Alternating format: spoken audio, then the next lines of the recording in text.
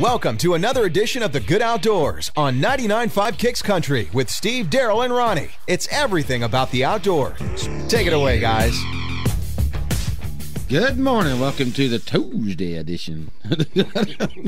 Ronnie got the microphone in his hand over there. What's going on this morning, guys? We'll bust out with a solo. He's freehanding it this morning.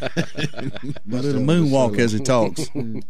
That'll be as short as this cord is. Yeah, I heard that. Another great day, man, in the good outdoors. And I had fun yesterday morning. I left here and went turkey hunting, but didn't see or hear anything. I know some people killed some birds yesterday. Yeah, they was some hit the ground yesterday. I think, from what I could see on Facebook, a lot of them were killed later in the day. Yeah, I know some were killed in the afternoon too. I know of 3 birds that was killed yesterday morning, first thing, and then I know I think Brent Ritz killed one yesterday afternoon. I think I'm not sure when he did. He shot it with his bow too. Yeah, so good yes, job, sir. man. Anytime you can shoot a turkey with a bow, that's a feat. And our buddy Davey Crockett Ferraro from Hunt Strong took his beautiful wife Morgan hunting for their 7th anniversary. He put a post on there and said that he took a picture of him and his wife sitting there, head nets on and everything. And he said, "I got my wife out here on her 7th anniversary." And I said, "Man, you must be a redneck if you take your wife hunting." But well, think about it. What more could a woman want for an anniversary than that? I don't know, dude. I don't know. But called in first one. Had one come in there silent behind him, and they busted it. But then, the turkey busted them. But then a little bit later, one strutted in there just right, and she got her first eastern turkey up there up here in Georgia. So, congratulations, Robin, on that fine turkey bird. That wonderful anniversary present. Wonderful anniversary. Never forget that on their anniversary. Ain't nothing wrong with that, man. No, I was out there yesterday morning. Me and Al, we didn't see or hear a bird yesterday morning, and we hunted a couple of hours, but I don't know if they just kind of had moved off with all that rain right there at the river and was kind of scared of what it was going to do. Then maybe they moved off to the higher ground a little bit, but we didn't even hear a bird. They smelled owl. And they may have. Probably. Got downwind to him. Oh, Trey, he's got they back on his farm in full force. Yesterday after the kids went to school, he went back there and got in the edge of his field and hit the call a couple of times, and the gobblers everywhere. And there was 2 or 3 of them ended up coming in the field strutting, and he just sat there and watched them, he's saving them. Treb. Saving them for Treb. Treb's got school and baseball. He's got to get his priorities right. He got to lay off that school, get some turkey hunting done. Oh man, I think I'm gonna go again this morning and possibly tomorrow morning, and I guess every other morning this week. Possibly every morning. Pretty much so. I believe I am. Yeah, I saw where Pat Hill killed a good one. He did, a triple bearded gobbler, man. Bearded gobbler. Nice job, Pat. Way to go. Did you know the story behind that one? I hadn't heard. Did he call him in or what? I hadn't heard. He sent me the picture, texted it to me and everything, but he hadn't told me the story. I figure I'll get it maybe this weekend if I run into him, or I'll give him a call today. I'll try to get a report on that. Yeah, and then I saw a friend of mine, Tyler. He's a guide from Colorado out there with Ron and Jerry. Mm-hmm. He killed his first eastern over in Alabama yesterday. Yeah, that was a good deal. I saw a post where their camera guy and producer Mitch killed one with his bow while he had 2 cameras running right by himself. He is the Zen master. We all should bow to him if he pulled that off. I tell you what, he had to be working it, didn't he? Yeah, that's that bird was distracted. Needless to say, I don't know, but that's an accomplishment there. Yeah, it sure is. Way to go, man. Call him, film him, and shoot him. That's pretty good. He's working overtime, wasn't he? You dang right, he earned that one. Oh man, there's lots of news in the world. Lots today. of news in the news, that's for sure. Have you ever heard the thing, or seen a thing at a business that says we reserve the right to refuse service to anyone? Yep. Well, there's been some service refused. Mark Kelly, the guy that is married to Gabby Giffords, the congressman that got tragically shot here, a couple of years back. He went into a gun store there in Arizona, and or Arkansas or wherever they're at. I can't remember. I think it's Arizona, isn't it? But yeah. Anyway, he went in there to try to prove some political statement about how easy it is to purchase a gun, this, that, and the other, and it created a huge controversy. And in that state, it's required if you purchase an AR type weapon, there's a 20-day waiting period to give the law enforcement a chance to check that gun out let me clarify. It was a used gun. The gun store had taken it in from another guy, and they sold it to this Mark Kelly. So there's a 20-day window there that the law enforcement has to check the gun out to make sure it wasn't used in the commission of a crime before the purchaser can take it home. Well, during this thing, the controversy blew up. He's anti-gun. Why is he in there buying a pistol? Why is he in there buying a rifle? And it became political. So the gun owner says, guess what? I'm denying the sale. I'm shutting it down. It ain't in the best interest of my company. I don't believe that the man needs to buy a rifle and go hang it on his wall somewhere. There might be somebody out there that wants this rifle to go out there and use and shoot, so I'm going to sell it to them. We're going to send his money back. And anyway, they actually are raffling off the gun to raise money for a gun group. Well, so anyway, I hope somebody goes in there and buys that gun for $1 million. Yeah, well, they're going to raffle it off, and that's a good. Kudos to that store owner for standing up, making a statement of his own. So, needless to say, the left's crucifying him for it, but the right's standing up for him. So, good job. Yes, sir. Real good job, man. And there's more Colorado sheriffs standing up also. And joining their peers saying gun laws are not viable that Colorado passed. Oh, yeah, it's unenforceable. I mean, it's just not viable, unenforceable, whatever you want to call it. This is going to get ugly, people. It is. Usually what happens, I've been on this earth 46 years, and things ebb and flow when there's a controversial issue. They'll come up, and then they'll die down. But then they'll come back up, and that second time they come up a little bit louder. Yeah, the surge gets a little bigger. Right. That's right, exactly, the surge. And then there'll be a final surge, and then that's when the wave crashes over, or whatever you want to, whatever analogy you want to use there. But this surge, we're going to weather this storm. There's no doubt in my mind that we're going to weather the storm, and it's not going to cause a wholesale problem for us and our gun rights. No. But when it surges again in 10 years or 15 years or 5 years, and when it surges again, it's going to surge back hard. And it's going to, each time it happens, it's going to get harder and harder to beat it's down. It's going to build a little more momentum each time. And that's why, everybody says, well, why can't y'all be reasonable? Why can't y'all sign on to this waiting period? Why can't y'all sign on to this extended background check? It's because Darrell said it here a few weeks. If you give them an inch, they want to take a mile. And that's the reason we fight them at every turn and every step of the way. No matter how, maybe reasonable it seems sometimes, it's hard for us to wrap our brains around letting them have that, because once they get their toehold on that, then they move on to the next thing. Exactly right. It's just like PETA and animal rights. We all love animals. We don't want to abuse animals. We don't.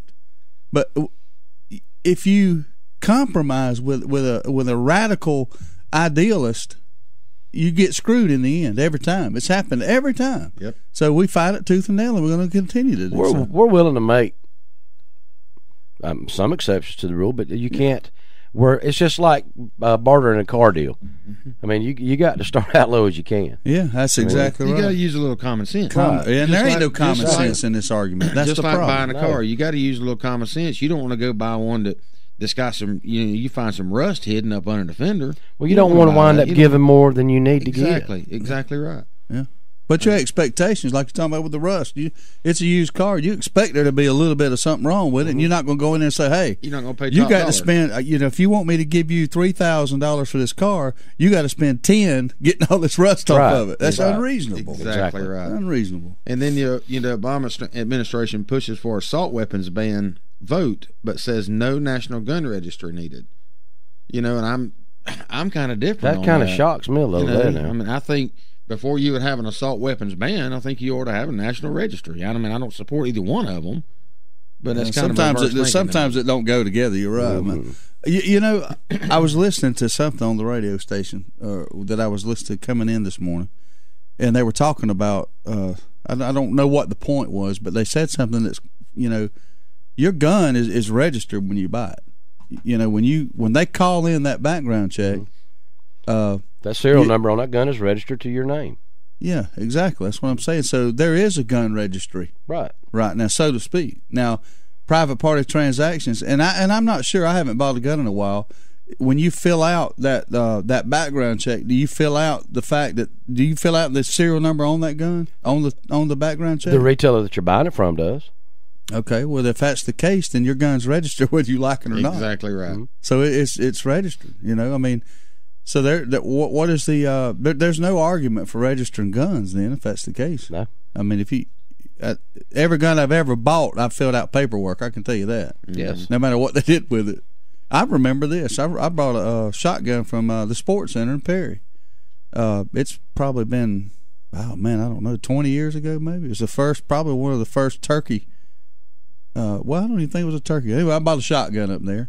They ran the background check. I had nothing on my record, but it came back and they said, "Hey, it hasn't been denied, but it hasn't been approved." And I said, "Well, what do you mean?" And he said, "Well, we've called it in or whatever, and they just haven't let us know." Mm-hmm.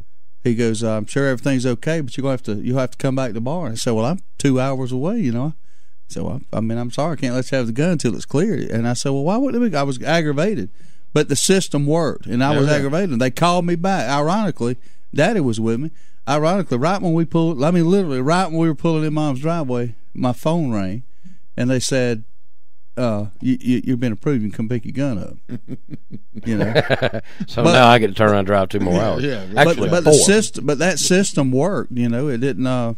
And that's the way it should be. We should, I support some system in place because I don't mind waiting to make sure my background is We've discussed that before. Yeah. We don't mind. I don't mind waiting a day or two to get a gun. Do you? No, I don't. I Because don't. I'm not going to decide today. I'm not going to go up there this morning and say I'm going to go turkey hunting this afternoon. I need a gun right now. That's But right. I think we ought to have a system in place like we have now, where you can have like a weapons permit, and you don't have to wait. Right. That works. You only need one background check, to Exactly. to me. But. I mean, if you're gonna have a carry permit, you're already checked out. Yeah. If you're gonna go hurt somebody, you already got guns to go check them out. I mean, to go take them out with, so it doesn't matter. Hey, we got to take a break this morning. We'll be right back here on the Good Outdoors.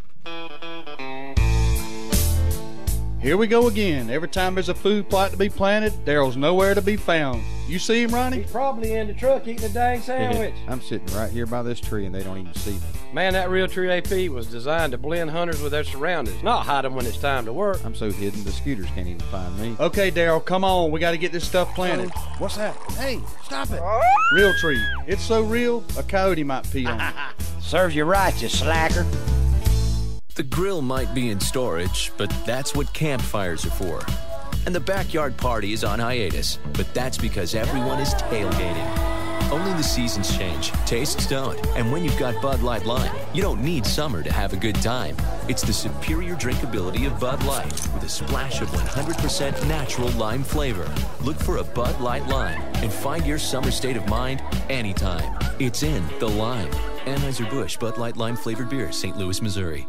What in the world is that noise? Sounds like the transmission's about to come out of my truck. Transmission? Sounds like Alien versus Predator under there. Let's get it to Ronnie at Eagle Auto Repair. Ronnie, I got a problem. Problem? It sounded like Superman fighting the Incredible Hulk. No, it was worse than that. Come on, man. This is for real. I ain't got the money to be fixing no big problem. Chill out, dude. You're at Eagle Auto Repair. You know we'll fix it right and as inexpensive as we can. We only use quality parts, and my guys are some of the best trained technicians in town. Yeah, but can they stop a fight between Godzilla and King Kong? Because I'm betting that's what they're going to find under there. Eagle Auto Repair. 321 Lakes Boulevard, Lake Park, Georgia. Jones Welding and Industrial Supply has been serving South Georgia and North Florida for over 3 decades. With 9 locations in the South, Jones Welding and Industrial Supply is a full-line distributor for all welding and industrial supplies. The Jones mission is to provide quality products at a competitive price in order to supply the best service available. Jones Welding and Industrial Supply has built a reputation for good, honest, old-fashioned service. For a location near you, visit www.joneswelding.com. Jones Welding and Industrial Supply is a proud supporter of the Good Outdoors. It's that time of year. People everywhere will be scrambling to find somebody to take care of filing their taxes. Fast Tax and Bookkeeping at 1407 West Hill Avenue, Suite Q has a quick turnaround time and the knowledge to prepare your taxes properly, making sure you are getting what's due. With $25 1040 EZ filings, electronic refunds in a flash, military and college student discounts, and fast and friendly service, drop by and see Lisa Griffiths and the gang at 1407 West Hill Avenue, Suite Q, or give them a call at 229-253-0181 to schedule an appointment. So you need a car, truck, or SUV? Look no further than Midway Auto Emporium at 4189 Bemis Road, Valdosta, Georgia. Cameron and Melissa Tucker has been serving the Valdosta area for over 7 years now. They are a family-owned and operated local business with hometown values and still believe in handshake deals. With a great selection of used cars, trucks, and SUVs, with a Carfax report on every one of them, along with bank financing at all credit levels and interest rates as low as 1.85% with approved credit. 4189 Bemis Road, or visit their website at midwayautoemporium.com. You're listening to The Good Outdoors with Steve, Daryl, and Ronnie on 99.5 Kicks Country. Now, let's get back to the fun. Welcome back to the Good Outdoors, man, on a wonderful Tuesday. It's kind of cold outside this morning. It is It's chilly. supposed to get down to like 35 degrees. Yep. It's freeze warnings in Cold, effect cold. for a lot of Georgia. Cold. Yeah, I text Daryl Saturday morning. I know. Oh, you were there? I said, it's getting dark here. Not dark, just dark. I didn't Catching on. I didn't reply to what Ronnie told me to tell you, but I was already sending one at that moment. Yeah, I was waiting on a good one there. Yeah, man. it's cold. It's probably about 40 degrees when we get out of the studio this morning. Mm-hmm. A little chilly. We've been talking about the gun control laws and things they're trying to pass, and even wasteful spending. And the government spends nearly $3.7 million on ex-presidents last year. Wait a minute now. You saying our government wastes money? Come on now. Yeah. I'm not Are believing you this. serious? Yep. Our government? It's true. The one that takes care of us all? The one that takes care of us all by giving us all kind of crap. Mm-hmm. Yep. You're going to sit here and bash our government. I'm going to bash our government, son. It's very unpatriotic. I mean, they won't give me nothing. I've tried. They won't give me any kind of help. You know why? Why? Well, I'm not going to go into that right now, but we will in a little while. They give you a tax bill every year. Yeah, they give me a tax bill. They don't give me a phone. They don't give me nothing. Well, he said he'd pay your mortgage. Yeah, he didn't. He won't. Trust me, if I don't pay it, the take back man's gonna come take it back. Take back, man. The take back man. The dreaded take back He man. let me not pay my bills, son. See what happened. $3.7 million on ex-president. Something's wrong with this, guys. And this covers a pension, compensation, and benefits for office staff. They're not a president anymore, but they get to have office staff. And the government also picks up the tab for costs like travel, office space, and postage. Well, that's just crazy. That's one good thing to being a president. Once you retire, you never have to buy a stamp Talk again. about a retirement package. What a deal. Yeah. Talk about a retirement package. Now, this is just crazy.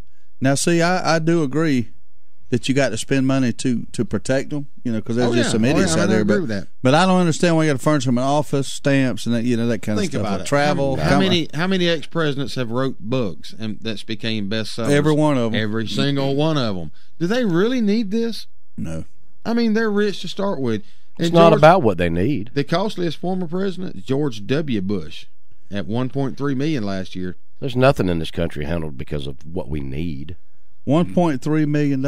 Well, that ain't nothing but about 2 days of Obama vacation. He doesn't. Air Force One doesn't need a $50,000 toilet seat on it, but it's got it. He doesn't need that money. Is my point. He's an oil tycoon. He doesn't need the money. You know? Well, he ain't an oil tycoon no more. He sold all his holdings, but he's got plenty of money. Mm-hmm. It's just aggravating. I mean, and they're doing the same thing with all this wasteful crap that they know they can't get past. Some of it they can't get past with the guns. And they're wasting a lot of money and wasting a lot of time. It's aggravating. Just Yes, sir. ticks me off, man. Then you got Jim Carrey. What can be said about Jim Carrey? What he did made him a little video. He's got actually a single. It's a song released, isn't it? He's got a song released and a little skit he's done also, making fun of Charlton Heston. Yeah, like a hee-haw skit, isn't it? Yep, pretty much. He's Charlton an idiot. Heston, God rest his soul. Yep. Why you want to trample on the grave of a dead man? Advocate of the NRA for many, many years. From my cold, dead hands. And that's a spoof. He's making fun of that. Yep. Mm-hmm. And Jim Carrey, I mean, really? No. You might need to get on the internet, and if you are against gun control, you might want to see what the man's calling you. It's not nice. And he doesn't care. He does not care. Yesterday he put a tweet up there that says, "Thanks for your input today. I don't think I've ever felt so despised and so free at the same time. Yep. It's been delightful." Really? Mm-hmm. Why don't you go back to Canada and live in your car some more, Jim? Another statement made by Jim Carrey. Quote, The important question is, do we possess guns in America or do guns possess us? That's an ignorant statement. That's idiotic. That is purely ignorant. Did y'all see the poll? I might have to say this. It's going to be a controversial statement on my part. Okay, well, we do that here. President Obama has been rated the 5th best president ever. And I'm going to have to agree with that. Wholeheartedly. The 5th best at what? The 5th best president, just overall, the 5th best president we've ever had. I agree with it. Here's how. Damn microphone off. Here's how. Here's how they got to that. I'm now. You've got my attention now. Reagan, Lincoln, and 8 others tied for first. 15 presidents tied for second. Okay, all right. 17 other presidents tied for third. Gotcha. Jimmy Carter came in 4th, and Obama came in 5th. There you go. I like that shit. You can leave his microphone on now. You can leave his microphone on. It's okay. Mr. I like that spiff right there, buddy. Yeah. John Wayne Baxter, for teacher from high school. Yeah. He posted that on his Facebook page. That is pretty good. JWB, that's a fine post right there. Now. Hey, have y'all heard about this? Newton County, right here in Georgia. Newton County firearm recommendations would shut down most gun hunters. Really? In Newton, Georgia? In Newton County, Georgia. Newton County hunters will get the chance to speak out Monday, which is yesterday, on recommendations that would mean hunters couldn't discharge a firearm within 350 yards of a roadway. That's 350 yards of a roadway. In Newton County, you can't get 350 yards from a highway. 350 yards of a roadway, place of residence, place of public assembly, place of worship, or place of business. This recommendation comes after an increase in complaints about gunshots. If passed, it would eliminate gun hunting in much of the county. That was my point right there. Newton County is very populated, and you literally, I don't think you can get 350 yards from the road. You can't. There's too many roads. No, sir, you can't. Yeah, that's one way to do it. Now, see, that's the thing. They sneak attack you. Some uninformed, low-information voter, and there's a big difference. I'm not calling them stupid voters. They're low-information voters, meaning they're not informed, okay? Rush Limbaugh got in trouble for calling somebody a low-information voter. He wasn't calling them stupid. They just don't have the info. I mean, come on. Well, a guy or girl goes into the ballot box, and there's an amendment on there that says, hey, for the safety of everyone, we want to make sure everybody's 350 yards off the road. Well, that sounds innocent enough. 350 yards is a long way. Yeah, about 3.5 football fields, according to my math.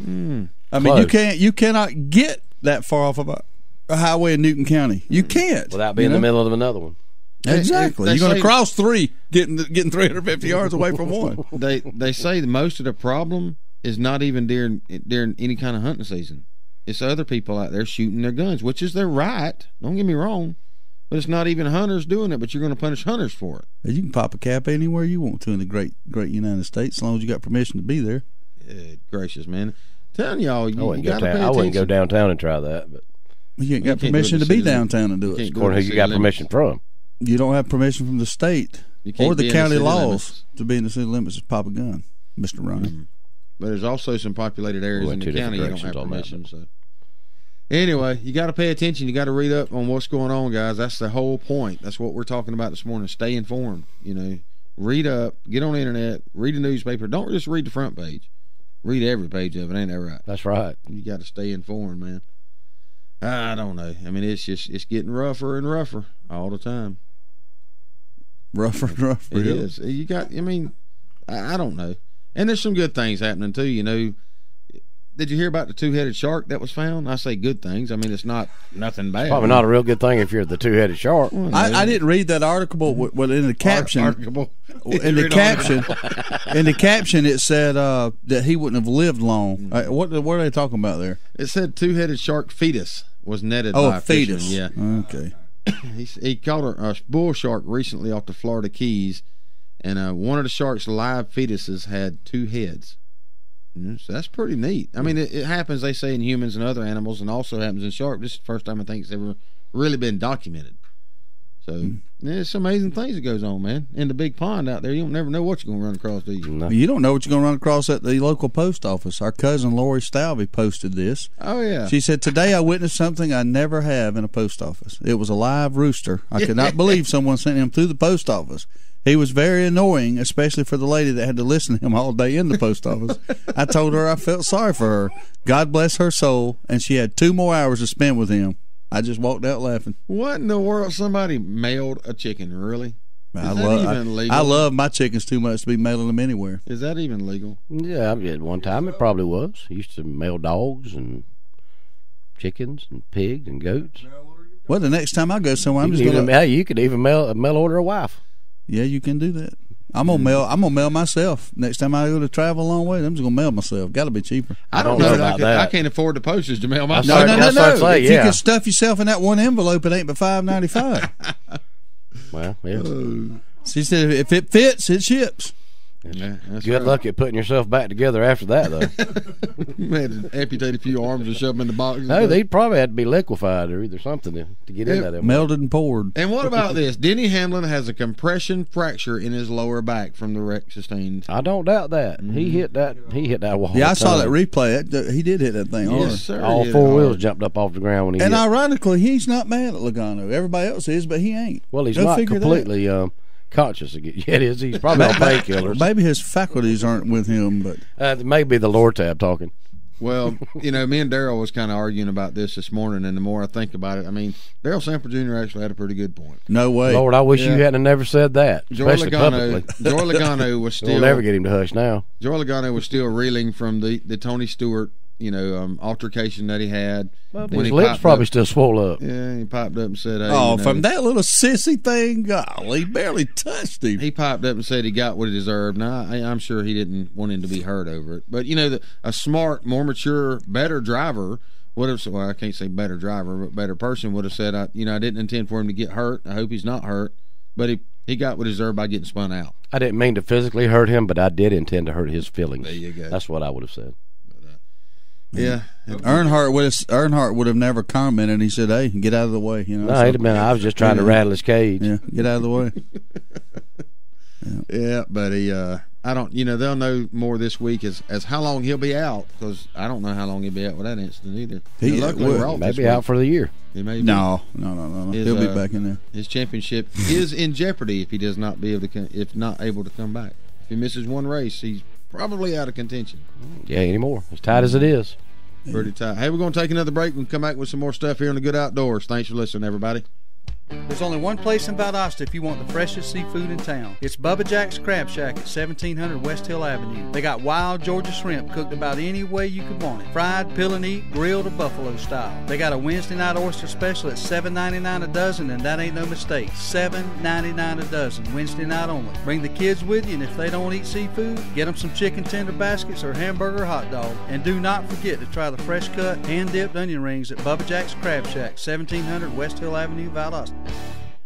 Val Optics on Patterson Street in Valdosta, Georgia has been providing 1-hour service for 25 years. From eyeglass repair to eye exams conducted by one of 2 on-site optometrists, Val Optics is there for all of your eyesight concerns. There is no need for an appointment, and most insurances are accepted. Val Optics also accepts outside prescriptions. So if you need eyeglass repair or an eye exam, stop by Val Optics at 601 North Patterson Street, Valdosta, Georgia. 25 years in business says it all.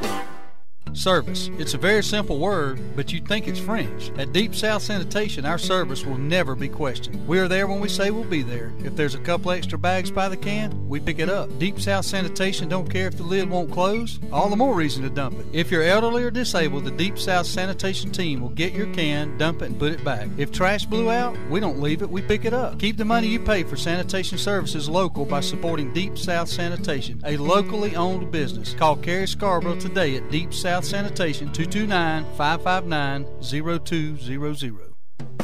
Moss Trim Shop is Valdosta's oldest automotive upholstery shop. From automotive to marine upholstery to convertible and vinyl top, Moss Trim Shop can cover all your sewing needs. Locally owned and operated by Bobby Brantley, Moss Trim Shop become Valdosta's oldest and best in the upholstery business by being a dependable, service-oriented, and on time with your project. So if you have an automotive or marine upholstery need, stop by Moss Trim Shop at 733 East Hill Avenue or give them a call at 229-242-8544.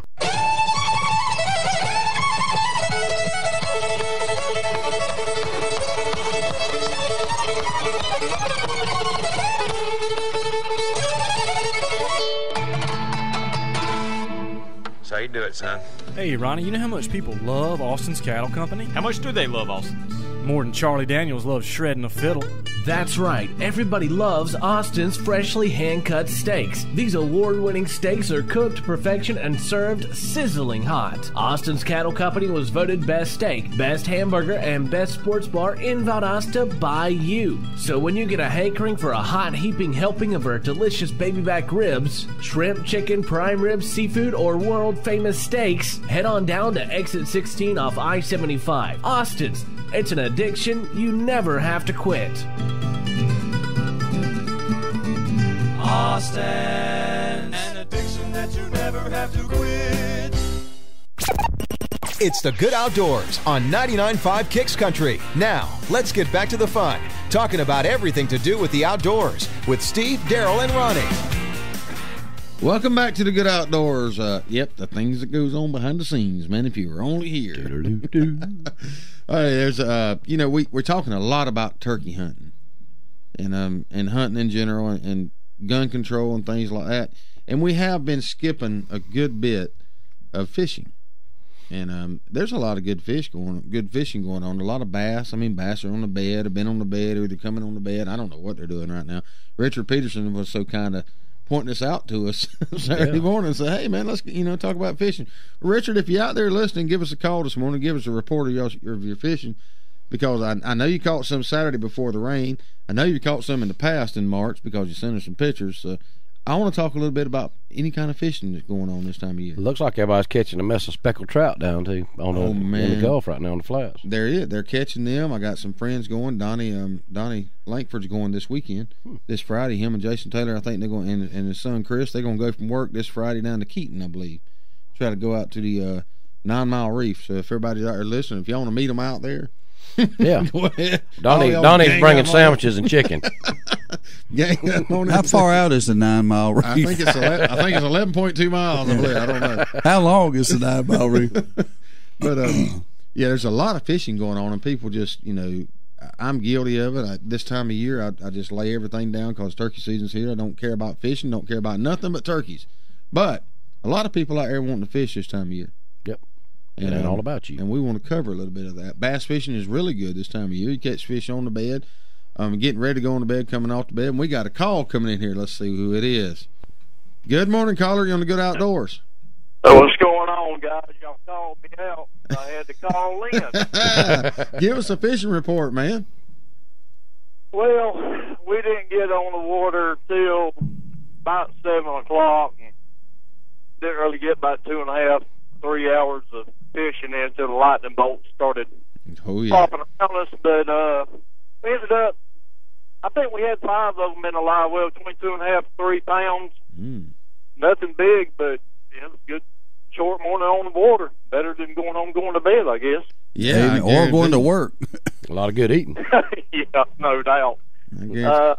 So you had some more room on the water while those turkey hunters in the room, I see. Yeah. In the woods. Yeah, just me and my partner and one other boat out there, and that was it. I guess everybody else decided to stay in the house. Oh, man, looks like you've been doing quite a bit of fishing throughout March. Yeah, well, I never really quit fishing. I fish year-round. It doesn't matter if it's December, January, whatever. I've been out there in 30, 40-degree weather. That's my only hobby, so that's what I do, Well, are you mainly bass fishing, or are you speckled perch fish, or you just fish for what's biting?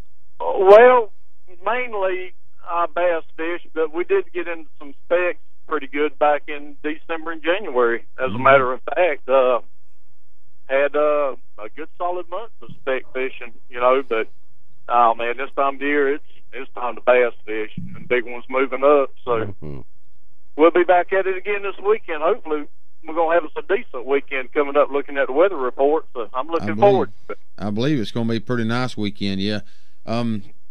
Well, you fish mostly just local ponds, or do you go all out fishing, or what are you doing? Pretty much local, North Florida, some South Georgia ponds, and every once in a while get to slip off the Keaton or somewhere down there on the flats, Oh yeah, the people are tearing them up down there on the flats right now. If you can stay out of wind. I know this past weekend you was going to have a wind problem, and I think it's going to be pretty decent this weekend down there, according to some of the fishing reports I was listening to yesterday. As long as you're not out in it, as long as you're in protected waters, I think it's supposed to be 1 to 2 feet Friday. out of Keaton. Yeah. I'd love to be getting down there, but we're gonna have to put that off for another couple of weeks because I'm trying to get me a big mama for the walls. So. Oh yeah. Keep on playing away. Have you seen the bass bedding now? They're already bed, or what's your take on it?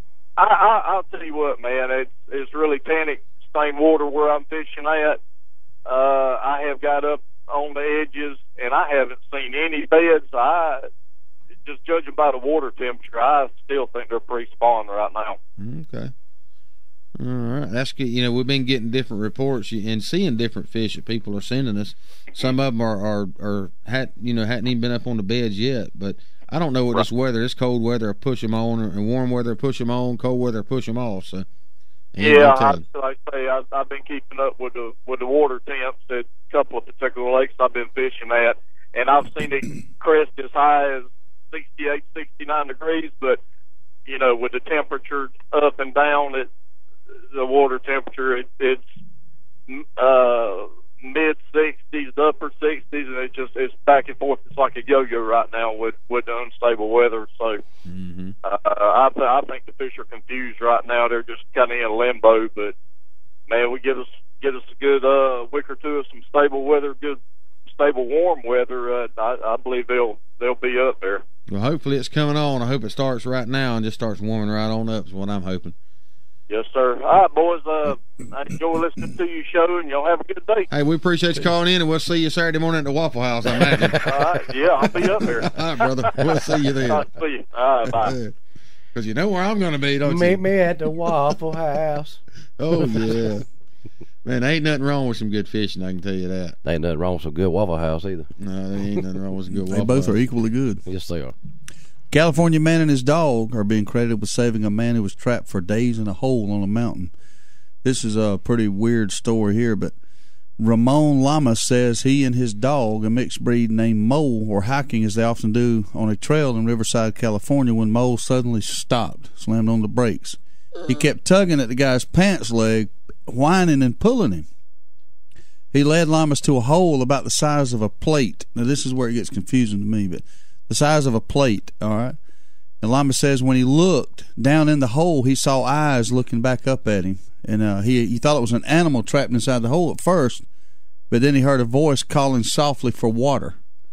And making a long story short, it was a homeless man who was out looking for shade. He was trying to find a cool place to lay down. Wow. And he fell in this hole and had been trapped in there for quite some time. They don't know how long.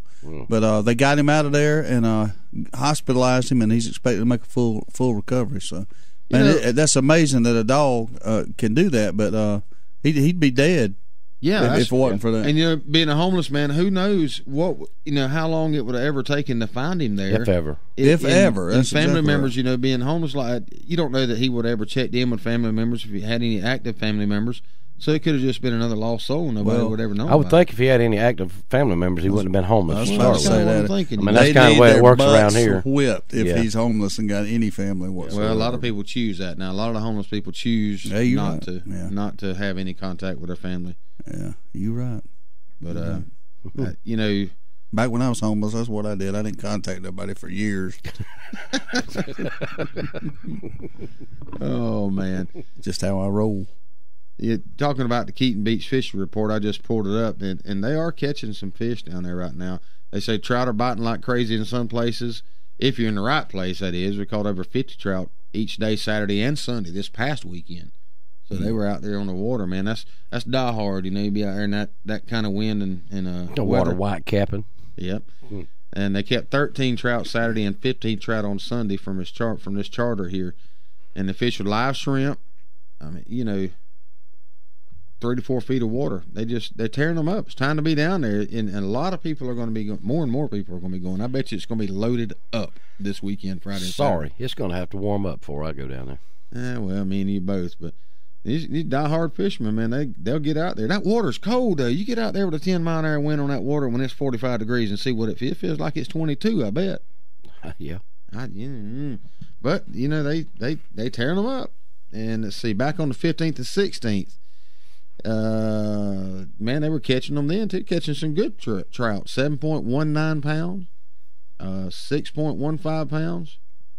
Wow, that's pretty good. Yeah. Good fish there. Mm-hmm. I was just looking here on the Fox. If y'all get a chance today, go to the Fox News website. Look down at the bottom where it says it's talking about stars that used to look good that don't now.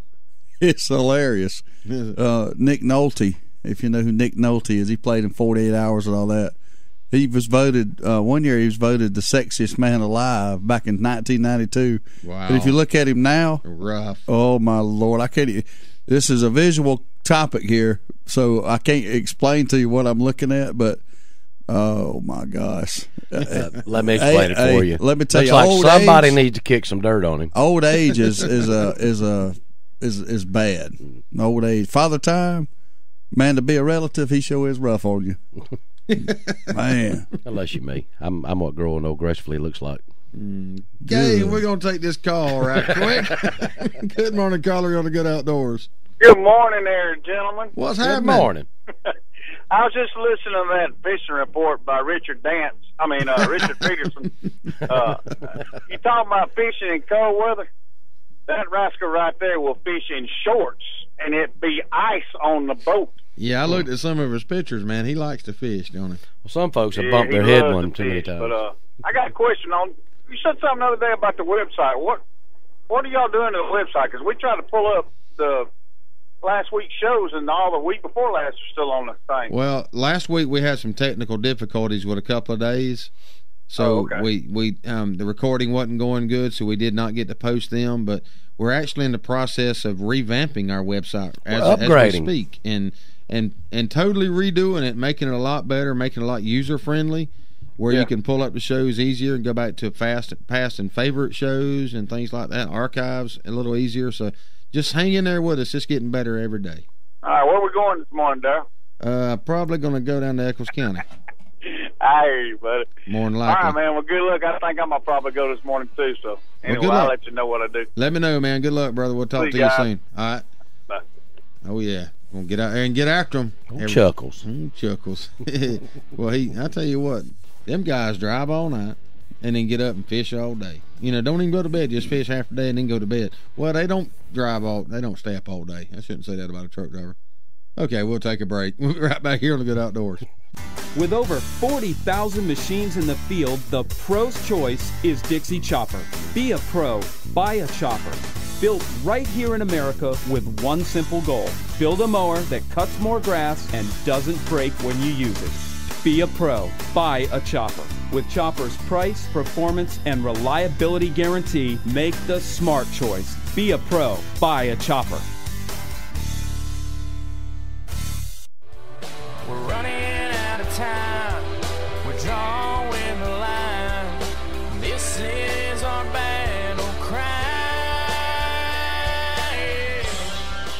Huntin' is Good TV is an action-packed hunting show with a mission to secure our hunting heritage. Join Steve Nichols, Trey Weatherington, and Neil Armati each week as they hunt across the U.S. and Canada with pro athletes, actors, wounded warriors, kids, and regular old Joes who know hunting is good. Huntin' is Good TV airs on Pursuit Channel and is available on Dish Network Channel 240 and DirecTV Channel 604. For more info, visit huntingisgoodtv.com and follow on Facebook at facebook.com/HIG TV show. You can also use your high-speed internet connection to watch online by logging on to filmon.com at the airtimes posted on our website. And remember, hunting is good. This is our battle cry.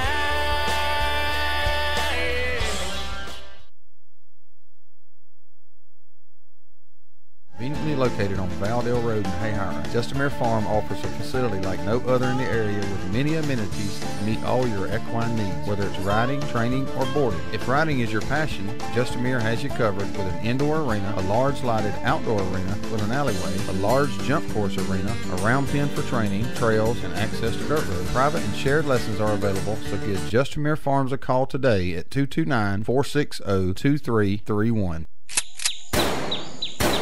So, Dawson, is Dad still ill about you calling him out on his shooting ability? I don't think so, but I have seen him on the range a lot more lately. Dad always says practice makes perfect. That's what he says, but I don't think it works for adults. Why do you say that? Well, from the look of the scorecard, it's making it worse. Dawson, bring me some more shotgun shells. Okay, Dad. If you need some practice, come by Southwind Clays and Quail on the Quitman Highway just past the river headed towards Quitman. With a top-notch clubhouse, a 5-stand, sporting clays range, as well as a rifle and pistol range, Southwind has what you need to succeed. World-class quail hunting is also available with some of the finest bird dogs around. Dad sure shoots a lot. Yeah, if he keeps this up, Mom's gonna be mad. Why is that? Because he's spending all Mom's shopping money on shotgun shells. It's the Good Outdoors on 99.5 Kicks Country. Now, let's get back to the fun, talking about everything to do with the outdoors with Steve, Daryl, and Ronnie. Good morning. Welcome back to the Good Outdoors on 99.5 Kicks Country, broadcasting live and in living color from 4 a.m. to 6 a.m. Monday through Friday. Got a special caller on the phone right now, Davy Crockett Ferraro from Hunt Strong. Davy, I think you got a turkey story to tell us.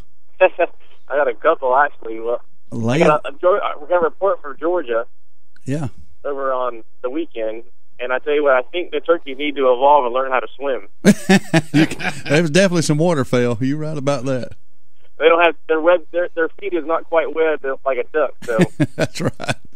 But that was Saturday morning. They were gobbling pretty good, and we actually had 4 jakes come in and just knock the crap out of my decoys. And yeah, so I got us fired up, and then the wind came in and the rain, and then it was kind of downhill from there because they were really just tight-lipped, not really talking at all. So, yeah, but I had a good time with my dad.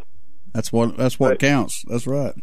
Absolutely. But yesterday, it was mine and my wife's 7th wedding anniversary, and she's been jonesing to kill a turkey. I hear you. And it's rare for us to have a babysitter, and our daughter's on spring break. My parents had her, and so I called her like at 3:30 yesterday afternoon. I was like, hey, we got a babysitter, just to have this option available if you want to go. You want to go turkey hunting? She's like, sure. So we get ready, get the ghost line, get the decoys, head to the truck, and go to a spot where I had seen turkeys in the fall, but hadn't been over there at all really in the spring. And I'm sitting there about 30 minutes of calling. Robin's like, there's a turkey. Off to her left, kind of behind us. And he's a big gobbler. And he's coming in, but he's hung up. He knows something's not right. Mm. So he kind of crept in on us. And he just kind of, eased on off. About 15 minutes later, a bird comes walking down the right side, and he's 10 feet from my right side. Well, Robin, she's left-handed, and I've got the bird on camera, and she can't get on the bird. Mm. So, the bird runs off, or basically just goes off in this field, and I was pretty sure these birds are roosting. And every now and then, I hit a call. Then I started getting aggressive and started hitting loud cuts, and this bird started gobbling. Wow. But he started gobbling, going away from us.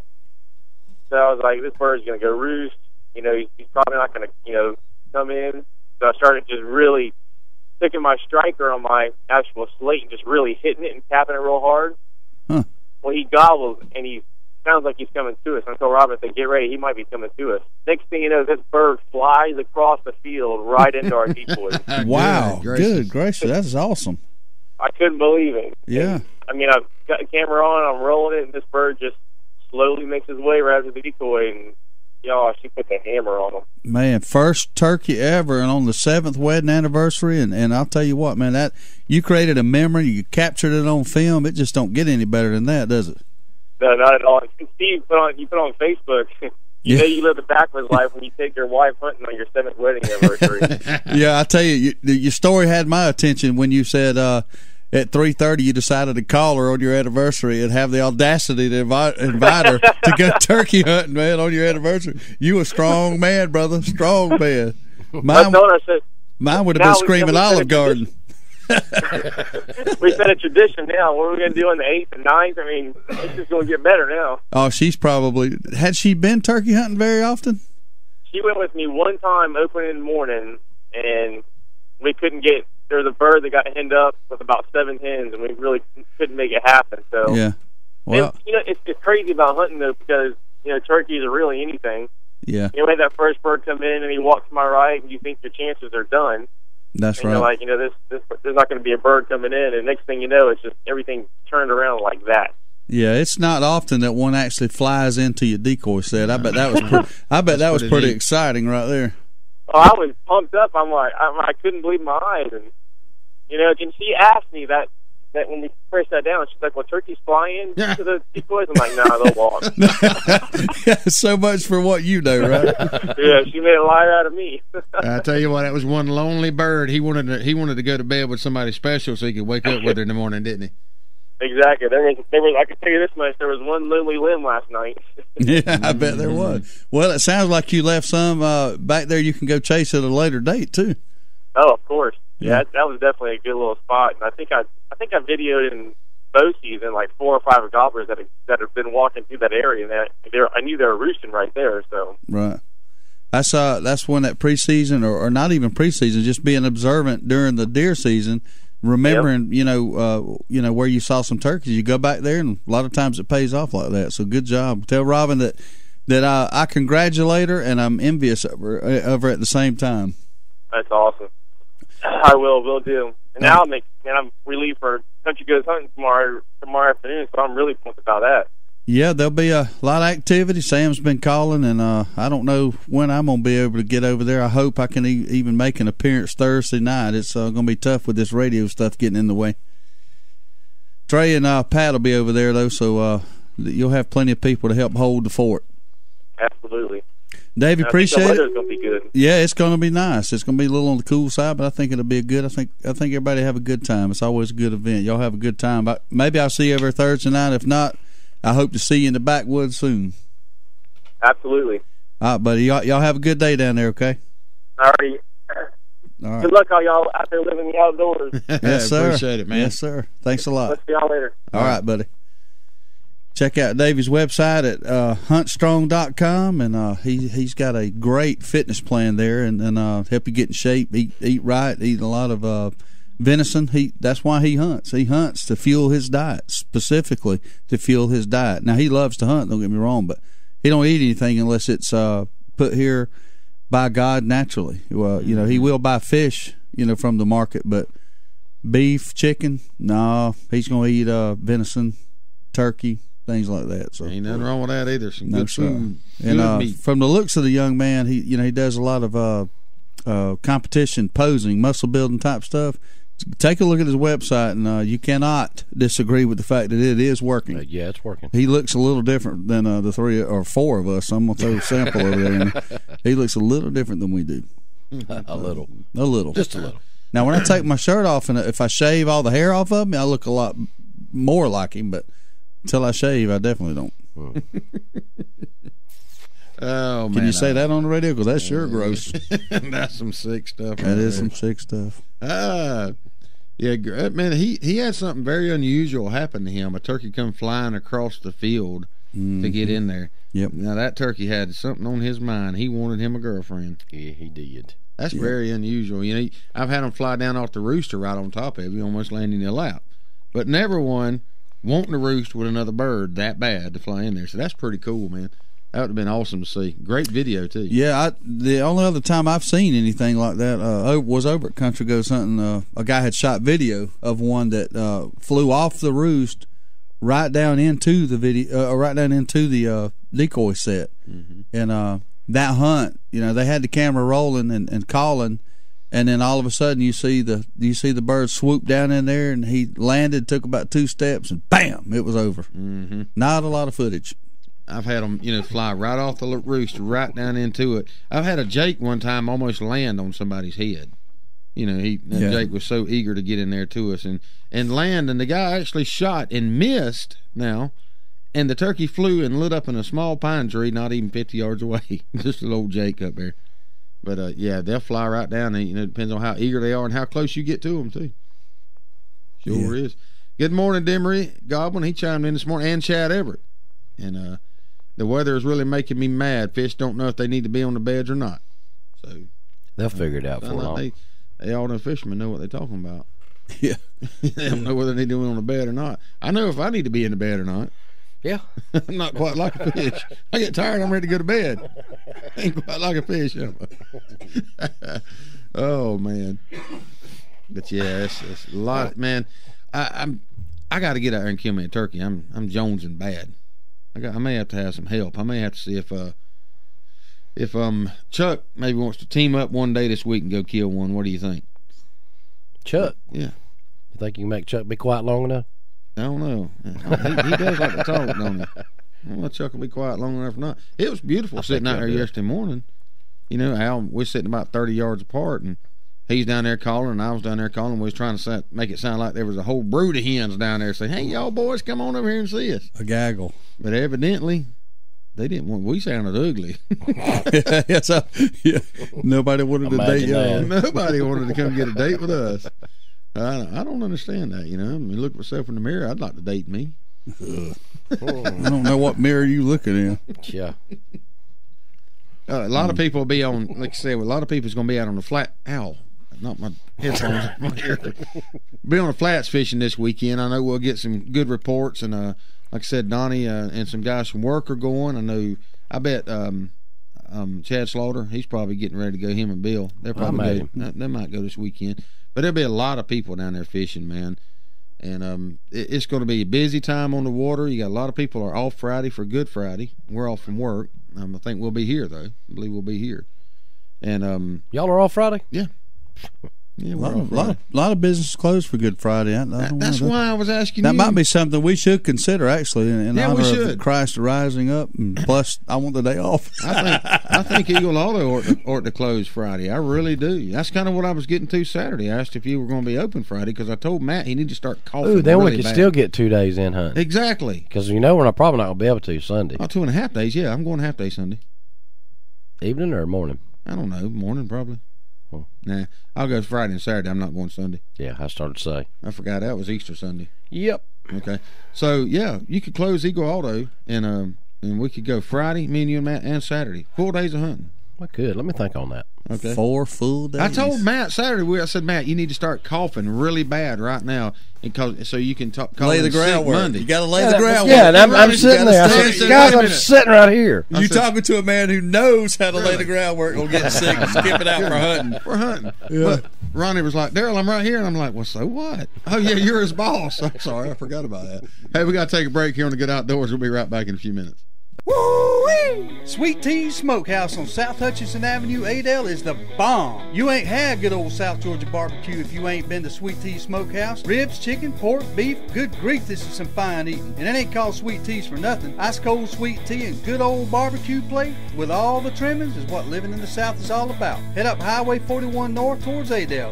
Swing into Sweet Tea's Smokehouse for lunch or dinner. Great southern barbecue like it's supposed to be. And don't forget some of that fine Brunswick stew. Woo-wee! Hi, I'm Barry Broom with Allstate Insurance Company. I'm a big fan of the great outdoors. There are many recreational activities that allow us to enjoy God's creation. There's boating, camping, hunting, hiking, fishing. Think about all the gear, equipment, and vehicles that we have that make those times outdoors so memorable. When it comes to protecting and insuring your firearm, your boat, RV, camper, four-wheeler, even your golf cart, think of me, Barry Broom, your Allstate agent. Call me at 229-244-9856 or visit me online at barrybroom.com. Go make a memory. Enjoy your great outdoors. The grill might be in storage, but that's what campfires are for.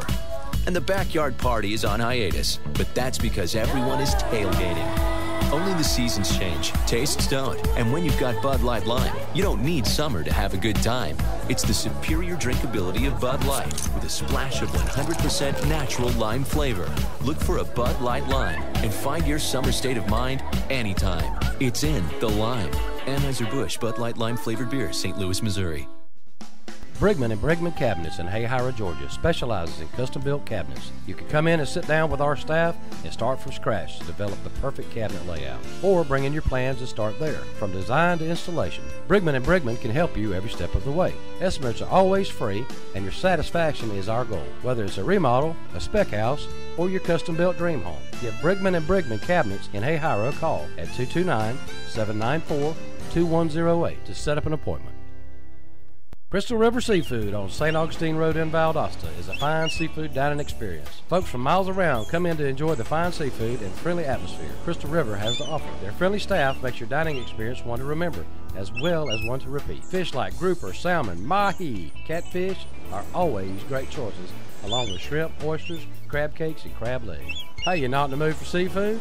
Order a juicy ribeye steak. Crystal River Seafood is open for lunch and dinner. Crystal River Seafood, 958 St. Augustine Road, Valdosta, Georgia. It's the Good Outdoors on 99.5 Kicks Country. Now, let's get back to the fun, talking about everything to do with the outdoors with Steve, Daryl, and Ronnie. Welcome back to the Good Outdoors. Hey, guys, I don't know if any of you out there are interested, but there's a Warrior Dash, and I've seen some of these before coming to Douglasville, Georgia. We're not interested. April 13th. I know you wouldn't be. I was kind of talking to anybody out there in the radio listening world. Turn their microphones off again there. But this Warrior Dash is pretty neat, man. You go through trenches, you have to cross walls, go through hard rain. I mean, it's a muddy race, you know. It's like what Davey and them participate in some. You're going to be all right, Steve. No way. we don't care. Anyway. What a deflating statement. Turn mine off. I'll just go on. But the Warrior Dash, man, it's all kind of obstacles and everything you go through. You go through mud, the fire, cliffhangers, dead weight drifters, I mean barricades. It's just a heck of a race to have to do. You got to run through fire? No, I mean it's not like running through fire, but there's fire all around you. You said fire. Well, it says Warrior. If there's Road. Fire all around you, you are running through fire. Okay, as long or as you're going to sit there and get burned up. You're running by fire if it's all around you. Your options are limited. Right. If it's all around you, you got to run through it to get out of it. All around you, you're in it. You got to run by it. It's not going to be all around you. Duh. How are you going to get inside of it? That's what we're saying. I mean, if it's all around, you got to run through it. What I don't understand is how them guys walk on them hot coals with their bare feet. How do they do that? Skill. Mind over matter. It don't matter how many minds you got over your matter. Your feet are still on them hot coals. I don't know. And you can't handle black pavement under the summertime. Anyway, the Warrior Dash. Okay. I wear shoes. If you're interested. Anyway. Well, I think Ronnie covered it that we're not. You heard it on the Good Outdoors. Golly, y'all are, man. Hey, did y'all see the post I put up there? I stole that from Beach Cowboy. I like that. Yeah, I saw that. That small red dot. State of Georgia has decided to release the locations of all the residents who own a gun. Each is represented by a small red dot on a map below. And the whole state of Georgia is a red dot. Yeah, that's pretty funny. Come and get them. Hey, our phone lines are open, 229-253-0995. Yeah, I've also got an announcement to make. One of our fine sponsors, Justamere Farms, out on Valdale Road. Amanda Leverett, she is going to have a horse camp April 1st through April 5th. That coincides with spring break. So if you're looking for something for your kids to do, you can put them in the horse camp out there. Trail rides, barrel riding. It's open to all levels of skill. Even if they've never ridden a horse, they can come on out and spend the time out there. Give Amanda a call at 229-460-2331. It's $50 a day or $225 for the whole week. So you save a little money by registering them for the whole week. But you can contact her again at her phone number, 229-460-2331, or send her an email at Amanda Leverett, LEVERETT 2000 at yahoo.com. We'll be making that announcement a couple of times. We got a call coming in. We'll go ahead and take that call. Good morning, caller. You're listening to the Good Outdoors. How are you? I'm just fine. I got a question for you. Okay. Now, you're talking about how good turkeys are to eat, chickens are to eat, quail. Now, you think about this, what I'm going to tell you. Now, you run down the road, you see a dead dog or a dead hog or dead whatever. There'll be a buzzard to eat it. How many times you ever seen a buzzard eat a chicken or any kind of bird? They won't eat them. But we will. Well, birds of a feather don't eat each other, I guess. I don't know. Think about it. How many times you ever seen a buzzard eat any kind of bird? You know, I mean, I can't right off the top of my head say that I have seen that, but since you've brought that up, I will be paying close attention to see. What about hawks? What about chicken and turkey? What about hawks? Now, hawks eat chickens. And that's a buzzard. I mean, that's the hawk. Hawk's pretty smart. Yeah, hawk is pretty smart. Come to think of it, that's pretty good. I hadn't thought about smart, that. But a buzzard, I'll tell you what, now that's pretty bad. I eat chicken and buzzard won't eat meat. Pretty funny. Got a point. He's got a heck of a point now. A buzzard won't eat chicken, and here we are eating chicken every other meal. Well, the buzzard won't eat chicken because Daryl Sample beats him to it. Yeah, I don't know. I'm just trying to think of it. I've never. I mean, I don't know if I've seen the buzzard eating a chicken or another bird. I don't know that I've ever had that opportunity presented to me. Yeah, I don't know if I'd have paid attention. You know, one thing I have noticed though, at least it may be in my imagination. I don't really know. Somebody might help me out. But in my lifetime, I used to never see. You know how you see crows now on the. You'll see a dead possum and you'll see a crow on it. Yeah. I used to never see that. I used to never see a crow eating an animal. I've seen that. Well, I mean, I have. I've seen it all the time now, but I'm talking about when I was younger, 15, 16 years old. I didn't see crows to the magnitude they are now eating roadkill. At least I don't remember it. Maybe it's just something I didn't take note of. But it seems like there's a little bit of a change or an evolving to where the crows are adapting to that more and more. I hate a crow. Now, so I had a farmer tell me that I was right. And the reason he gave was because crows notoriously were grain-eating birds for years and years and years, and then when they started planting cotton and tobacco so much that the crows, first of all, they decreased in population tremendously, and then they started having to adapt and eat other things. That's what he told me. That is not a scientific thing by no means. It may be just totally bull. I don't know, but it makes sense. That's why they used to put scarecrows in the garden. Oh yeah, crows used to devastate a corn crop. I mean, that's why the scarecrows were prevalent. Pesticides probably had a lot to do with that too. Pesticides, yeah. There's a lot of changes that have taken place that people, even us, we notice, but we don't know why. Rabbits, there's places, that used to be when Daryl and I grew up. Dad, it was a weekend thing. We'd get in the old truck and we would go around and shoot rabbits, look at rabbits, and they were everywhere. And now, I believe if somebody offered me $1 million to go find a rabbit in the daylight, I would do it because I needed the $1 million. But my point is, I'd earn it. Yeah, I would have to. I would have to go and really work hard to find a rabbit because they're just not around. I mean, armadillos, same thing. Yeah, you don't see them everywhere. As many as you used to. You're right. Yeah, that's interesting. If you've got a comment on your theory on rabbits vanishing and armadillos vanishing and changes in the wilderness, give us a call, 229-253-0995. One of the biggest reasons for rabbits vanishing, or there's two, is coyotes, and the others is pesticides. Hey, we got a call coming in. Let's take it right quick. Good morning, caller. You're on the Good Outdoors. Hey, Steve, I had a call and tell you that, talking about crows. Yeah. Daryl's been over to my house, and I got a wood fence around all the backyard, and this past summer, we was out there on the back porch cooking, and people kept going by blowing the horn. Couldn't figure out what in the world they was blowing at. And about 15, 20 minutes later, we heard another horn blow, and brakes went to squealing, and boom! I ran out there in the back. I ran around the backside of it, and there was a little old girl. She come jumping out of her car, and I said, "What happened? What happened?" She said, "A crow hit me." A crow? There was crows sitting in the road there. I mean, probably 50 of them, and people were blowing the horns, getting them out of the road, and that little old girl just plowed it, man. She didn't get hurt, but it sure scared her to death.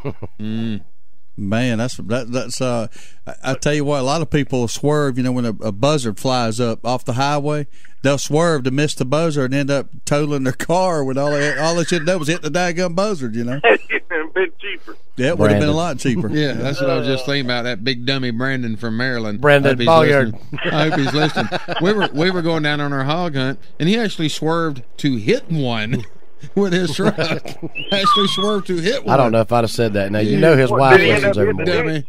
No, he didn't swerve to hit it, but he did actually hit one of them. So that's a weak recant. Yeah. I had to tell y'all that, man. That's pretty cool. Yeah, appreciate you calling in, man. See you guys. All right. I just learned something I didn't know. He kept making comments about his house. I thought the brother lived in a lean-to. No, actually, that's something else I learned. Chuck could run. I'd like to see him run around. Yeah, I think he's telling a story. Let's take this call here. Good morning, caller. You're listening to the Good Outdoors. How y'all fellas doing this morning, man? We're doing good. How are you? Hey, y'all talking about the rabbit. Now, are you talking about at nighttime, too? I don't care if it's day or night. Anytime. Man, look at here. I work at night. I drive about 3.5 hours. And tonight alone, I have seen 48 rabbits, about 27 deer, and I haven't seen but 2 possums. So what you decided to pick up the phone and call us a liar? No. Yeah, you did. Hey, Yeah, you did. Hey, look, it's not every night I see that many, but I guess on the cold nights, I guess it's got something to do with weather. Oh, yeah. Sounds to me like the rabbits and the deer have eaten the possums. A lot of the rabbits that I see are like the little cottontails, little Peter Brown rabbit. I mean, I don't see the jackrabbits and all that like I used to. You know, you used to see, like you said, a lot of them. But no, I think that's what's going on. They all hiding in the woods, plotting on us, waiting on all our guns to disappear. That's exactly right. Well, you know, the Peter Cottontail variety of rabbit's a totally different animal. You're right, man. Well, you know as rare as a jackalope. It is Easter, so they're probably all ganging up, getting ready to deliver all them eggs. They peeping in their windows, watching Bugs Bunny, and they plotting, brother. I'm telling you. No, they making marshmallow tweets. Yeah, they think we overflowed, man. That's right. They're going to rise up from the bunny hole and take over the world, brother. Like, you talking about the crows and the buzzards and all those becoming carnivores now. And yesterday, what's the circus got to do with anything? Well, ain't no rabbit going to no carnival. What are you talking about? No, like the fishing now. Yeah. You know, you got fish over in I guess it's Indonesia and other places. Yesterday we was watching it. Anyways, it's over there where they have it's some type of little bloodsucker.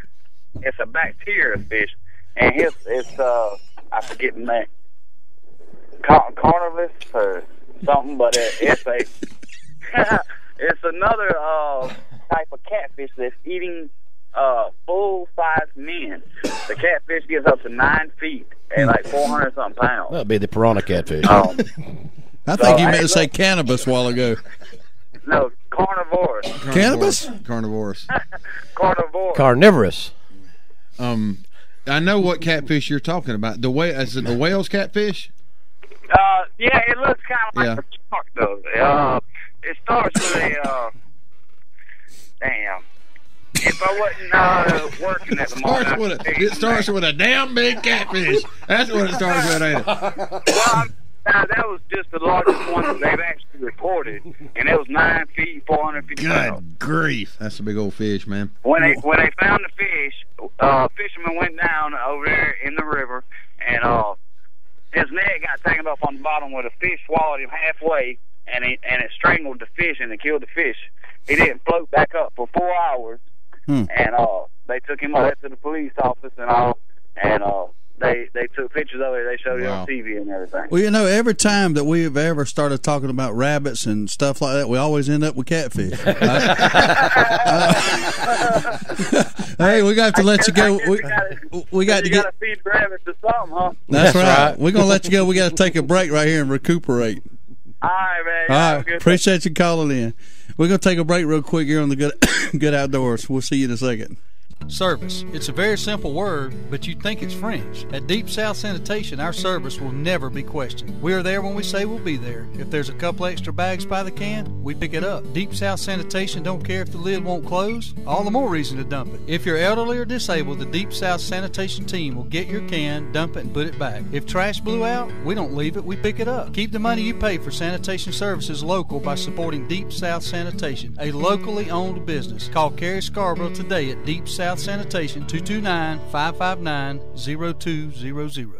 It's that time of year. People everywhere will be scrambling to find somebody to take care of filing their taxes. Fast Tax and Bookkeeping at 1407 West Hill Avenue, Suite Q has a quick turnaround time and the knowledge to prepare your taxes properly, making sure you are getting what's due. With $25 1040 EZ filings, electronic refunds in a flash, military and college student discounts, and fast and friendly service, drop by and see Lisa Griffiths and the gang at 1407 West Hill Avenue, Suite Q, or give them a call at 229-253-0181 to schedule an appointment. SWAT Graphics, located at 300 South Toombs Street, is the area's #1 graphic design service company. Specializing in graphic banners, stickers, signs, and design, SWAT Graphics can help from concept to completion. If you have a design idea for a company logo, SWAT Graphics can bring it to reality. Maybe you have a logo and just need it placed on a sign, sticker, or banner.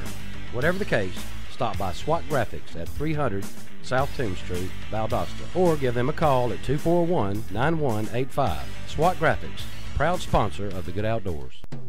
Moss Trim Shop is Valdos's oldest automotive upholstery shop. From automotive to marine upholstery to convertible and vinyl top, Moss Trim Shop can cover all your sewing needs. Locally owned and operated by Bobby Brantley, Moss Trim Shop become Valdos's oldest and best in the upholstery business by being a dependable, service-oriented, and on time with your project. So if you have an automotive or marine upholstery need, stop by Moss Trim Shop at 733 East Hill Avenue or give them a call at 229-242-8544.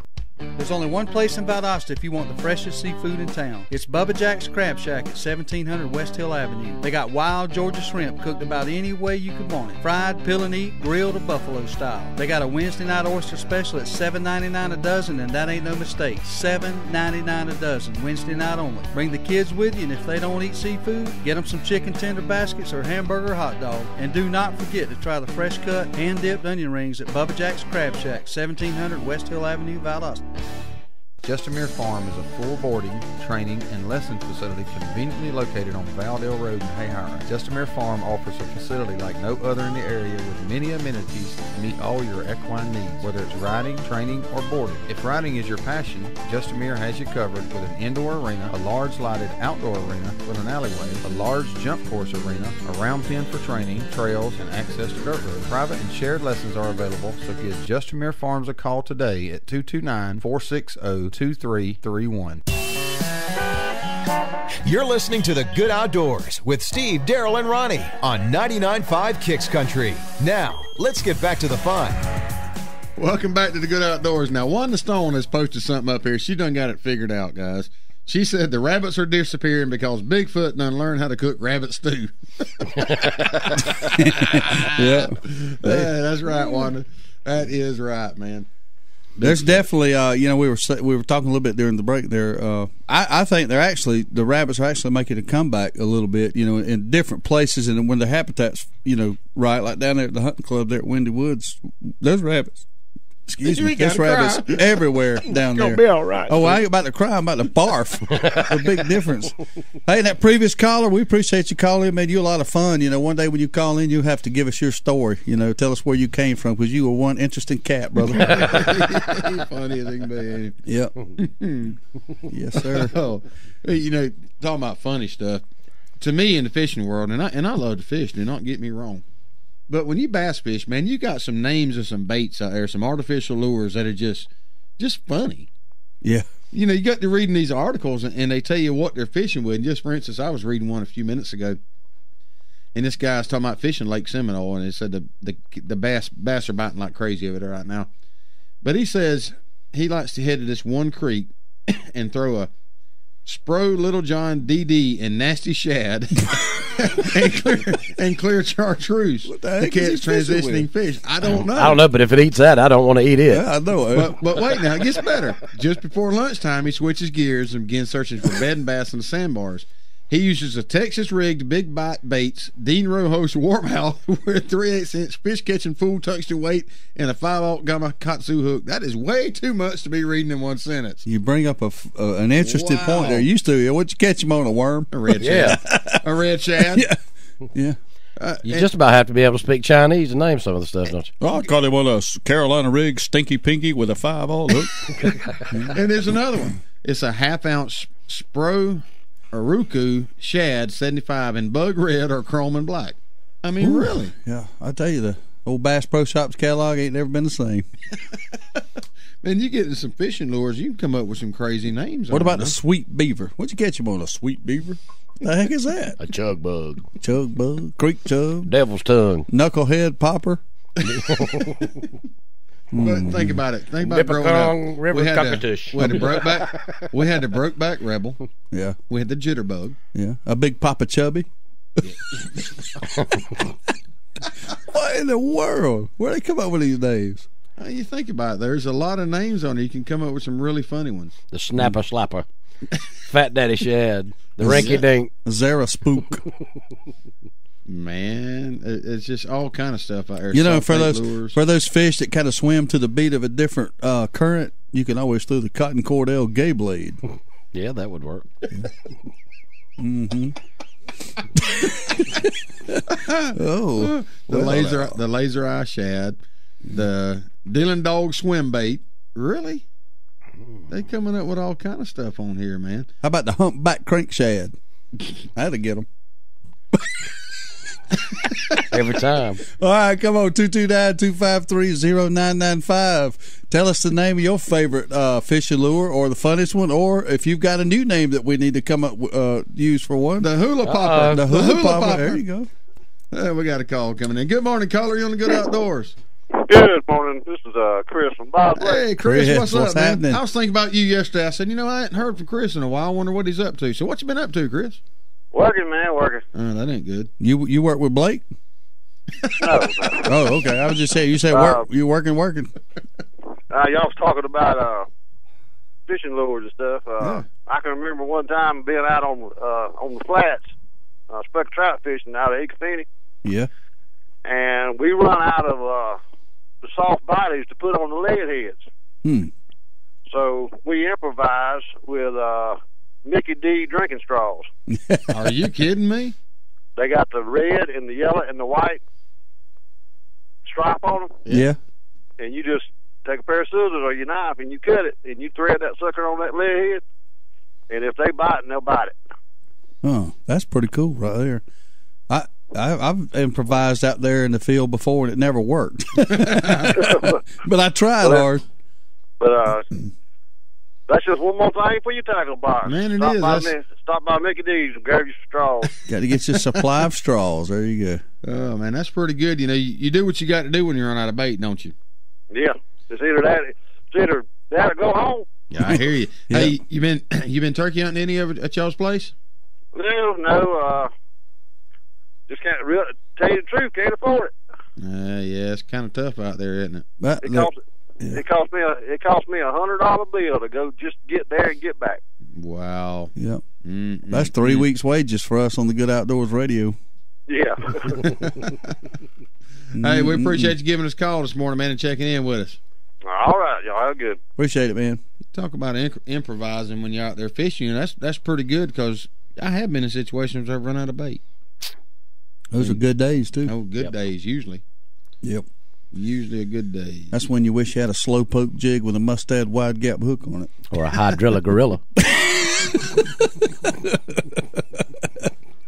A hydrilla gorilla. A foxtail dinger, snapper slapper, a googly worm, and a gold pop jiggly jammer. That's just some funny names.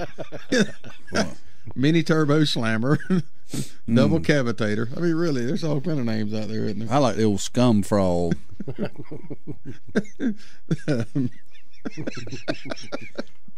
I don't know. Split tail, balls of fire, bangalore, snapper slapper, and the double jointed tallywhacker. Butt skunk. A butt skunk. Really? There's one named a butt skunk. And a little stubby woolly beaver tail. Oh, good grief. I mean, really. I remember I was fishing one time and I broke my double jointed tallywhacker. And I had to go home. I had to quit fishing. I hate it when that happens. There's just all kind of funny names out there for fishing tackle. Oh, Lord help us.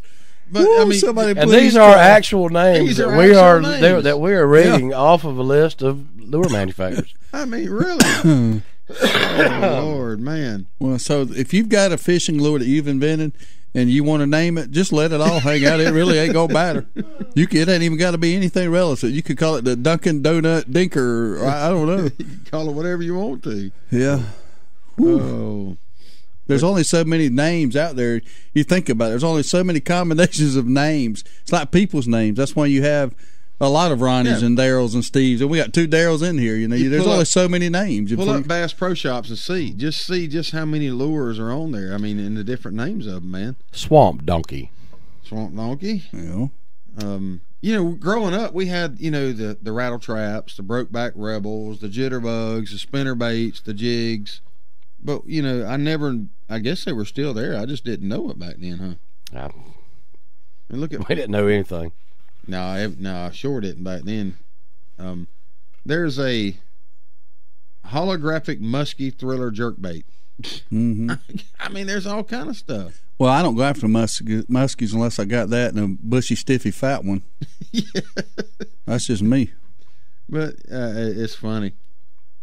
How many and look at the different lures. I mean, look at the way they're created, the designs of them, and it's just weird. I guess they're all looking like bugs or different fish out there. They need to name one kitchen sink. I threw everything at him but the kitchen sink. Yeah, that's a good point. I threw everything, including the kitchen sink. Yeah. Still didn't get anything. There's a crazy bug crankbait. Now that is a weird looking crankbait. It's got like wings, almost wings coming off of it. Oh, they got lures out now. You know, you put these little batteries in, and it vibrates, right. Sends out sonars. They got flashing lures, glow in the dark lures. I mean, the banjo lure. You ever seen that infomercial on TV? Yep. I mean, when I first saw that, I was a kid, and I was like, God, I've got to save up $29.95 somehow. Yeah. I gotta have that, you know. I'm gonna sell my bike. Yeah, I did too. I ordered it. Ain't never caught a damn fish on it ever. I mean, because it's got the ponds I fish, they got too much moss in it. Old coontail moss, duckweed. No, you can't throw them lures in there. Who came up with the name fluke worm? It was just a fluke. Mr. Fluke. It was a fluke. It was just a fluke. Mr. Fluke. Mr. Fluke. It could be a name. Yeah, Mr. Fluke. But there's so many different things that I remember growing up. You know, I never have fished like a crankbait very often. I never have fished. I have some, don't get me wrong, but not very often. But there's tournaments won on crankbaits. Oh, yeah. And it shows how much, you know, me fishing here local ponds mostly in South Georgia, and I fished Occidental in a few big water lakes, but not very many. And it shows you how different it is out there and the different tactics people use. It's a science, man. Fishing is a science. Yeah, crankbait, buzzbait, spinnerbait. Well, you just had those few staple items, you know, that you took. You know, when somebody ripped off my tackle box, as y'all well know, and at that time, I'd actually called Bulldog and said, hey, man, I'd like to go fishing. And we talked about it. It was real cold, but I said, well, I'm going to start trying to buy me a few lures and all. And then, but I went in there and I bought, you know, out of the gate what I could afford. I bought, you know, a pack of red shad worms. I bought a brokeback rebel. I bought a spinnerbait, just the staple items, you know, and some weedless weight and some hooks, and you got to spend $100. I got a rattle trap. I'm like Daryl. I ain't never fished a lot of crankbaits, but the one that I always fished with success was a rattle trap. So I got that, and but you can spend some kind of doggone money on fishing tackle. Quick, fast, and in a hurry. Mm-hmm. Yes, sir, in a hurry. You're right. And you know what Chris was talking about earlier. You know, the economy. It's getting to your fishing hole or your hunting woods is tough. We may touch on that a little bit when we come back off the break. But you listen to The Good Outdoors. We'll be back in about 3 minutes, folks. With over 40,000 machines in the field, the pro's choice is Dixie Chopper. Be a pro, buy a chopper. Built right here in America with one simple goal. Build a mower that cuts more grass and doesn't break when you use it. Be a pro, buy a chopper. With Chopper's price, performance, and reliability guarantee, make the smart choice. Be a pro, buy a chopper. Austin's Cattle Company's menu is so big and delicious. In order to fit everything in, we had to write a song about it. So take it away, boys. 'Cause we got hand-cut steaks and taters, too baked food tastes better than your grandmother's pound cake. Hallelujah, and reach the sky, just load it up and pile it. How we got prime rib, seafood, salad, and baby back food so good it'll make your lips smack. Austin's Cattle Company's where you gotta go when your stomach gives you an attack. Come on in and settle down, and you'll be chilled like the king of town. Order up your favorite meal and turn that sad pound upside down. I guarantee you'll slap your knee when you eat it. Austin's Cattle Company. Just head on down Austin's. Woo, that's good.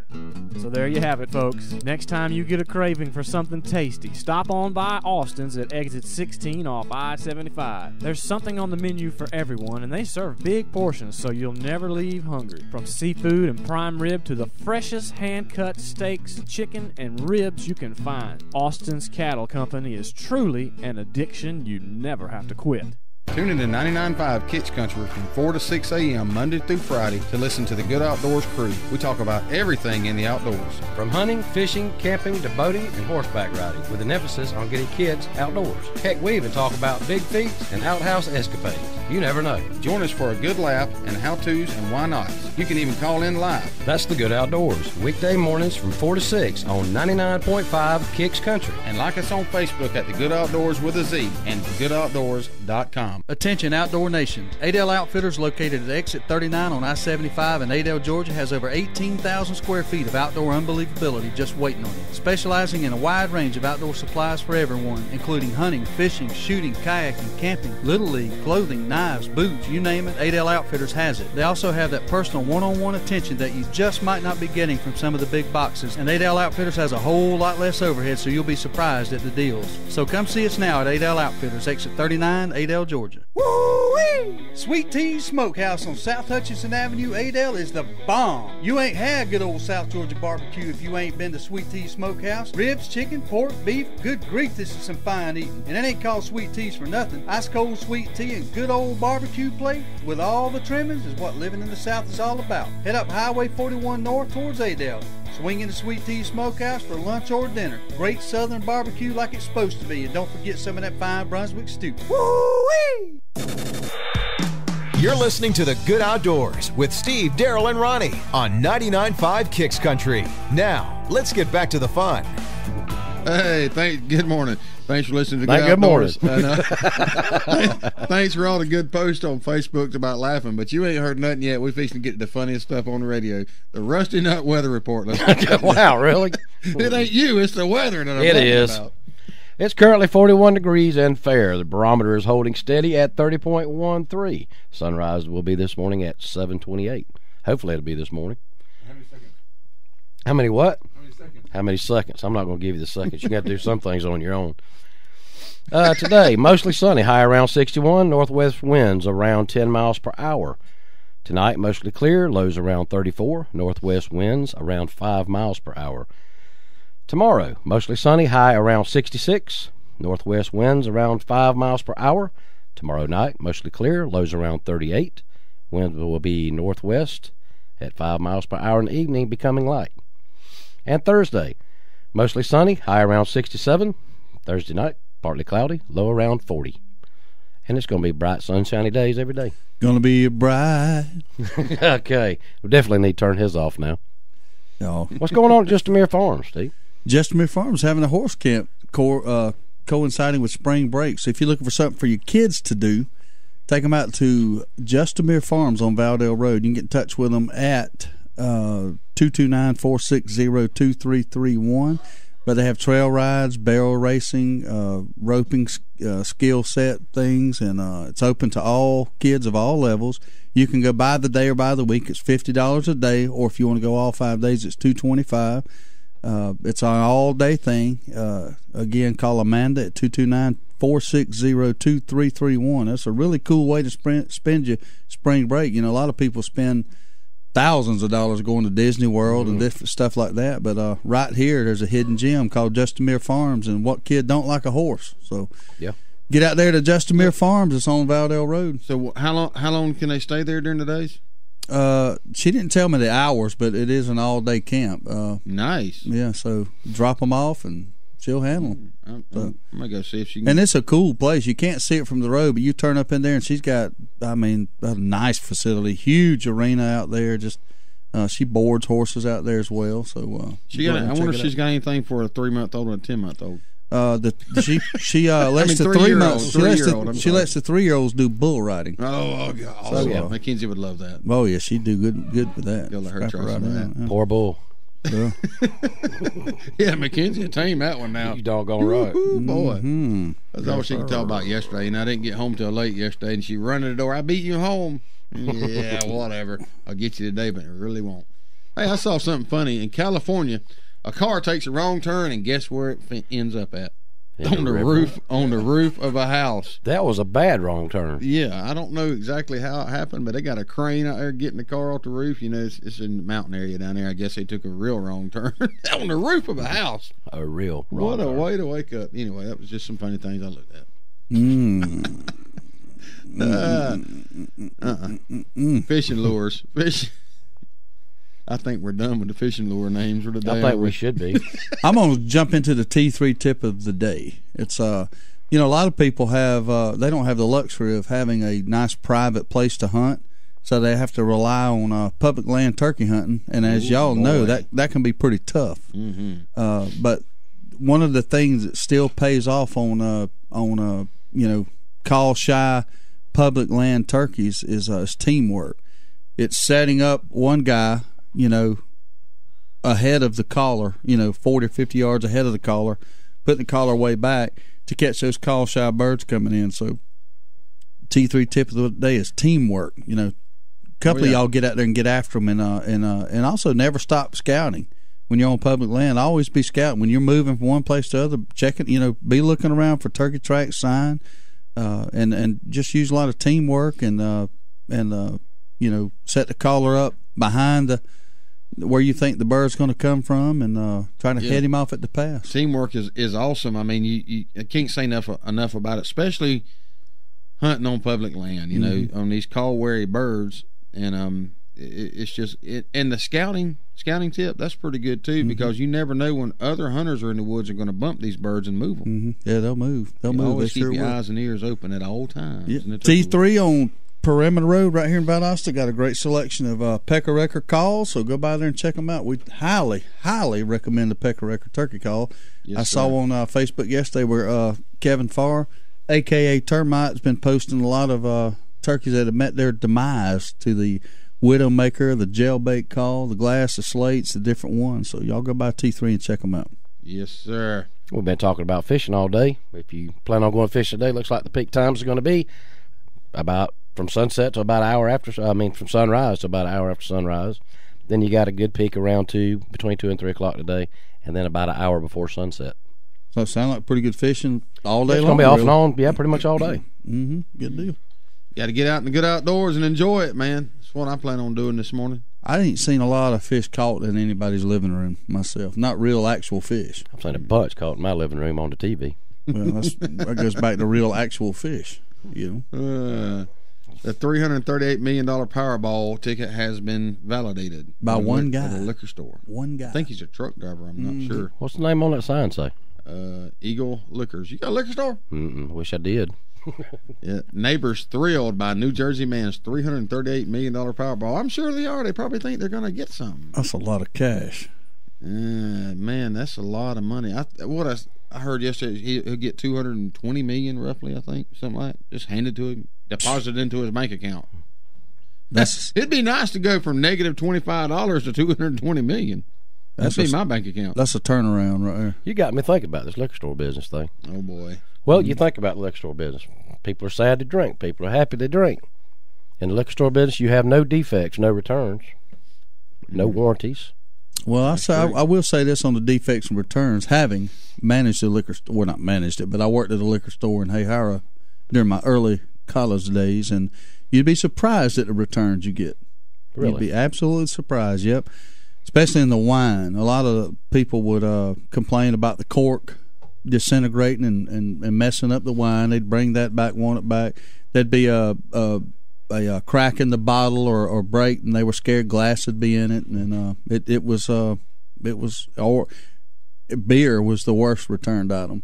Skunk beer, they'd say something don't taste right or whatever. But you would get a lot of returns. You really would. It's surprising. All right, never mind. I wouldn't want to have to deal with the people anyway. I mean, it's not. It wasn't a whole. It's coming from a business owner, right? Yeah. It wasn't a wholesale problem. In a totally different kind of business. But I will say this: that's one of the businesses. The short time I worked there, that I don't think the economy affects too much, because what you were saying, people are either drowning their sorrows or they're celebrating. Mm-hmm. If a person's depressed, they're going to, and this is sad, but they're going to find money to drink to drown the sorrows, and it's a shame. It is a shame. It's I don't know. Then you sell lottery tickets and beer and cigarettes, and it's just it's a different way to make a living. Yeah, it sure is. No doubt about it. More power to you if you own a liquor store. Team Eagle Auto Repair came in 4th in the tournament over in Waycross. 4th. Way to go, Bulldog! That's a good, respectable showing there. I played a lot of softball in Waycross, Georgia. I know right where them boys was at. Give another shout out here to a guy, another trucker that's listening to us. Chuck told me about Daryl Ford. So, hey, welcome aboard, man. Daryl and his other brother Daryl and his other brother Daryl now. We got 3 Daryls. We teaming up on everybody. That's what we do. But we only have one that we call Christina Aguilera. Oh, genie in the bottle over there. Because he is a genie in a bottle, brother. Aladdin. He don't like that, I can tell. Got his hackles raised. Well, that means it's going to stick. Yeah. You should not have. You got to have some thick skin up in here to get outdoors. You got that now. look in your eye, Daryl Sample. That's not. I'll be getting look. sideways on me now. That's not a good look. And Georgia's in a fight with Tennessee again over some land, a slice of Tennessee. Man, we either fighting with Tennessee over land or water. I mean, what we're going to be fighting over with the sky for long. Georgia wants control over a small strip of land along the Tennessee River. I say give it to Georgia. I do too. And it's all about water rights. That's all what it's about. It all comes back to water. Yeah. Every scuffle in the history of man, if you boil it down, it comes down to water. Now, why? It's pretty important. Why would Chuck Jernigan be calling me on my cell phone, knowing that you're on the air? Knowing that I'm on the air. Because he don't get signals out of the lean-to but so often, and you got to use it when he does. He might want to leave you a message. Yeah, he might. Let's see if he Hey, does. Daryl, give me a call later, buddy. We'll talk about turkeys. Hey, Chuck, 229-253-0995. Call us, man. I can't talk when I'm Don't on call the air, me, dude. Chuck. Don't call me. I can't talk when we on the air like that. I don't know. That was a in stereo. Animal Girl must be sick. I can't believe she didn't call me. Her asleep. Oh, he left me a voicemail. Go to sleep. Stay asleep. Come on now. I'd like to hear her do another call. We got to see. I don't know. She can't do a turkey, obviously. It's 5 3/4 more years of practice before she can try that turkey gobble again. How about a meerkat? That would be a cool sound right there. That would be a cool sound. We don't know what a meerkat What sounds does a like. meerkat sound like? I know how to call one. Mirror. Hey, meerkat. How about a lemur? Well, let's just do a little research, y'all want to? Meerkat No, sound. we don't want to. How do you spell mirror? Mirror? That's what Amanda named her horse riding farm after meerkat, Justin Muir. You think? You ready to shot a meerkat? I hate it when a meerkat climbs up the deer stand with you. And then Chuck tells me it's the wrong person that he calls. He meant to call Daryl Ford. Oh, Really? yeah, that's what Come I would on. say. Yeah. Mm-hmm. Two-timer. Anyway, meerkat sound. This is going to be funny. Uh-oh. Silence on the radio, not good. No, it's not good. Hey, I want to thank everybody for listening this morning to Good Outdoors. We're going to be right back in a few minutes with our wrap-up segment and see if we can't get some more good things out in the Good Outdoors. We talked about Justin Muir Farms having their special event next week, right, Steve? Next, it's April 1st through 5th, so it'll be next right. week. Next week, Drop so- the kids off there all day long, brother. That's right. There's your built-in babysitter. That's what Yeah. I'm at. Hey, thanks for listening. We'll be right back on the Good Outdoors. So, Dawson, is Dad so ill about you calling him out on his shooting ability? I don't think so, but I have seen him on the range a lot more lately. Dad always says practice makes perfect.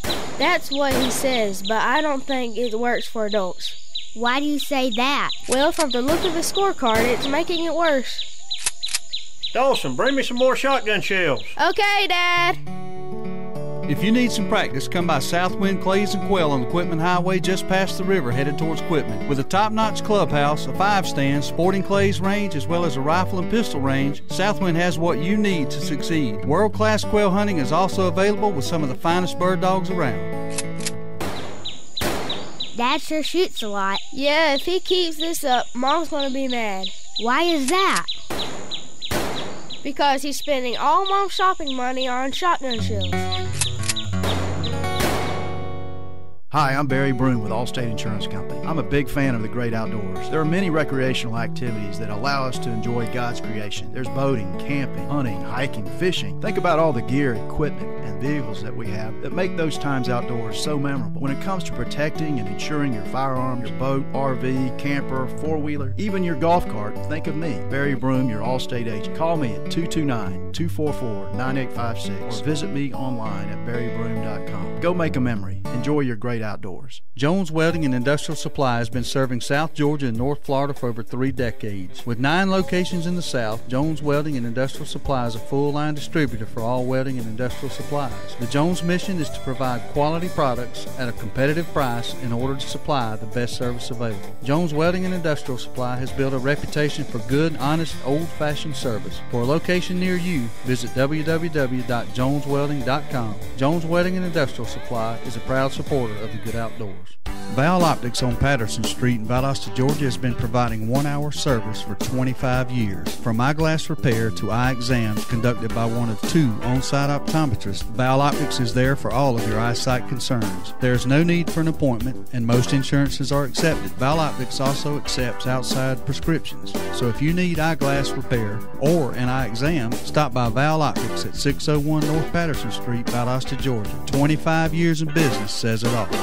So you need a car, truck, or SUV? Look no further than Midway Auto Emporium at 4189 Bemis Road, Valdosta, Georgia. Cameron and Melissa Tucker has been serving the Valdosta area for over 7 years now. They are a family-owned and operated local business with hometown values and still believe in handshake deals. With a great selection of used cars, trucks, and SUVs, with a Carfax report on every one of them, along with bank financing at all credit levels and interest rates as low as 1.85% with approved credit. 4189 Bemis Road, or visit their website at midwayautoemporium.com. It's the Good Outdoors on 99.5 Kicks Country. Now, let's get back to the fun, talking about everything to do with the outdoors with Steve, Daryl, and Ronnie.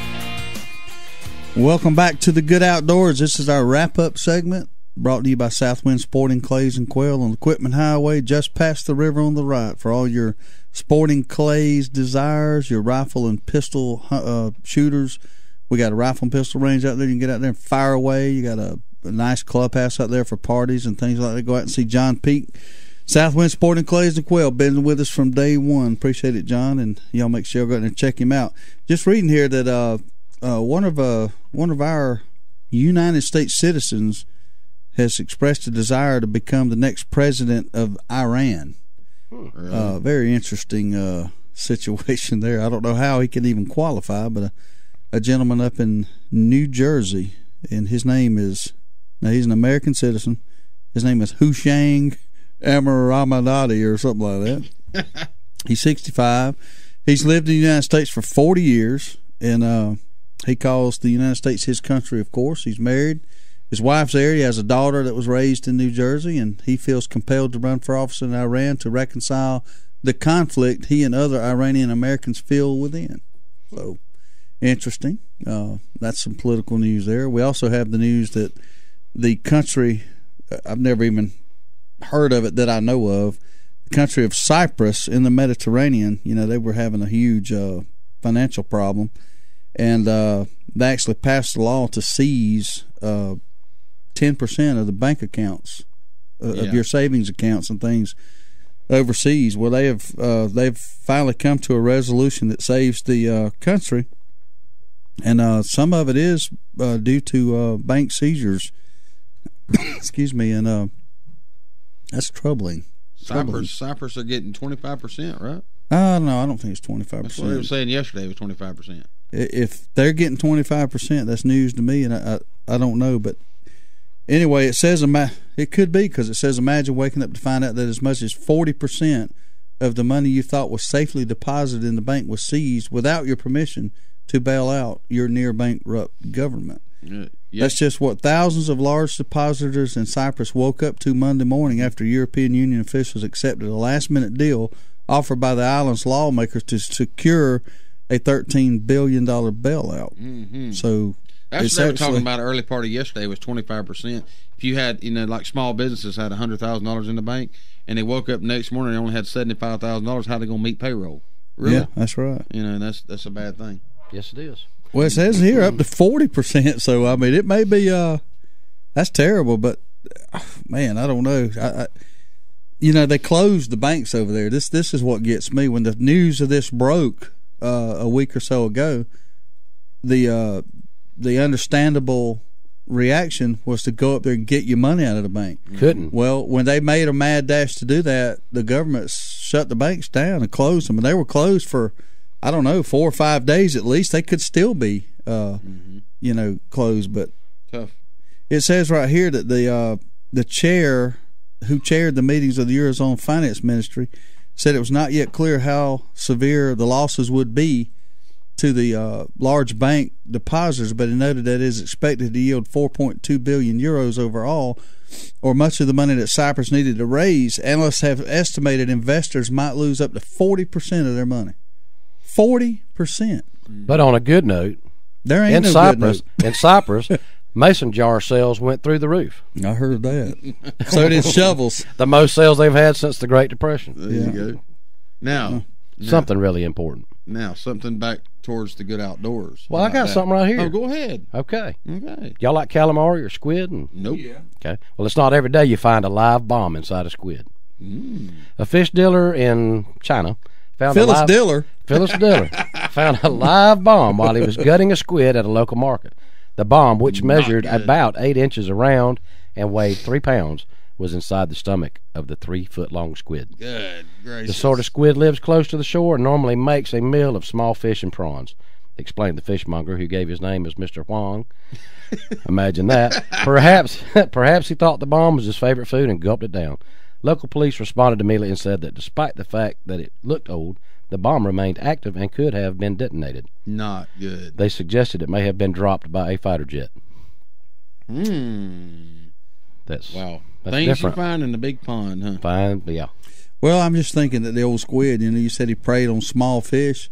If he could find a way to use his bomb, he could prey on some bigger fish. Yes, he could. If he could find a way to use his bomb without blowing himself right up. He could just puke the bomb out and haul tail, just start pushing himself backwards like they do. A kamikaze Get out of squid. Dodge, yes, sir. I got a little joke I want to tell right quick. So our teacher asked what my favorite animal was. I said fried chicken. She said I wasn't funny, but she couldn't have been right because everybody else laughed. My parents told me to always tell the truth, and I did. Fried chicken is my favorite animal. I told my dad what happened, and he said my teacher was probably a member of PETA. They love animals very much. I do too, especially chicken, pork, and beef. Anyway, my teacher sent me to the principal's office. I told him what happened. He laughed too, and then told me not to do it again. The next day in class, my teacher asked me what my favorite live animal was. I told her it was chicken. She asked why. She said, because you can make it into fried chicken. Well, she sent me back to the principal's office, and he laughed and told me not to do it again. I just don't understand. My parents taught me to be honest, but my teacher doesn't like it when I am. Today, my teacher asked me to tell her what my favorite person I admired the most is. I told her Colonel Sanders, so guess where I am now? Really? He's just being honest. I'm going to tell you what, that boy loves him some fried chicken. Oh, boy. Oh. Colonel Sanders. Every time I hear the name Colonel Sanders, I think of Waterboy, Adam Sandler. Something's wrong with your medulla oblongata, Mr. Colonel Sanders. Great movie there. Oh, man. We have covered a lot of things on the Good Outdoors this morning, and nothing is safe. No topic is safe. No, sir. The Marine Corps says a veteran has actually questioned the Department of Homeland Security on why they bought all this huge ammo. He says, we've never trained with hollow points. Why would we need all these ball rounds just for training?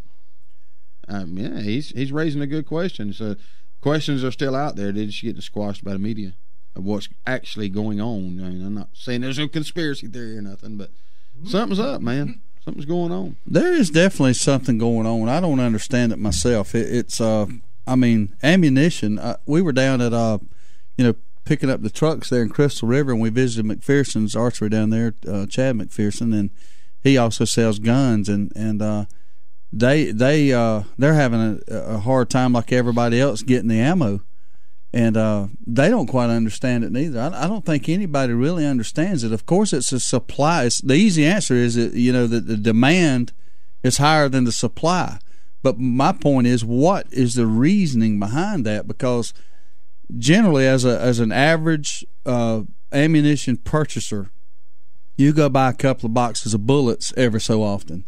That pattern has not changed dramatically to the point that it would cause. I mean, I guess here's what I'm trying to articulate, and we're getting into this right here at the end of the show. But maybe you want to go buy a little more ammunition than you normally do, but how can it be to the point that that's causing this big gap? Something is going on, and there may be some truth to the fact that the government or somebody's buying up mass quantities of ammunition, causing this supply shortfall.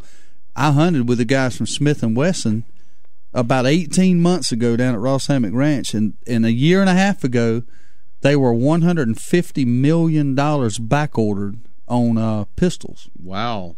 And that was 18 months ago, right out of the president of Smith & Wesson's mouth.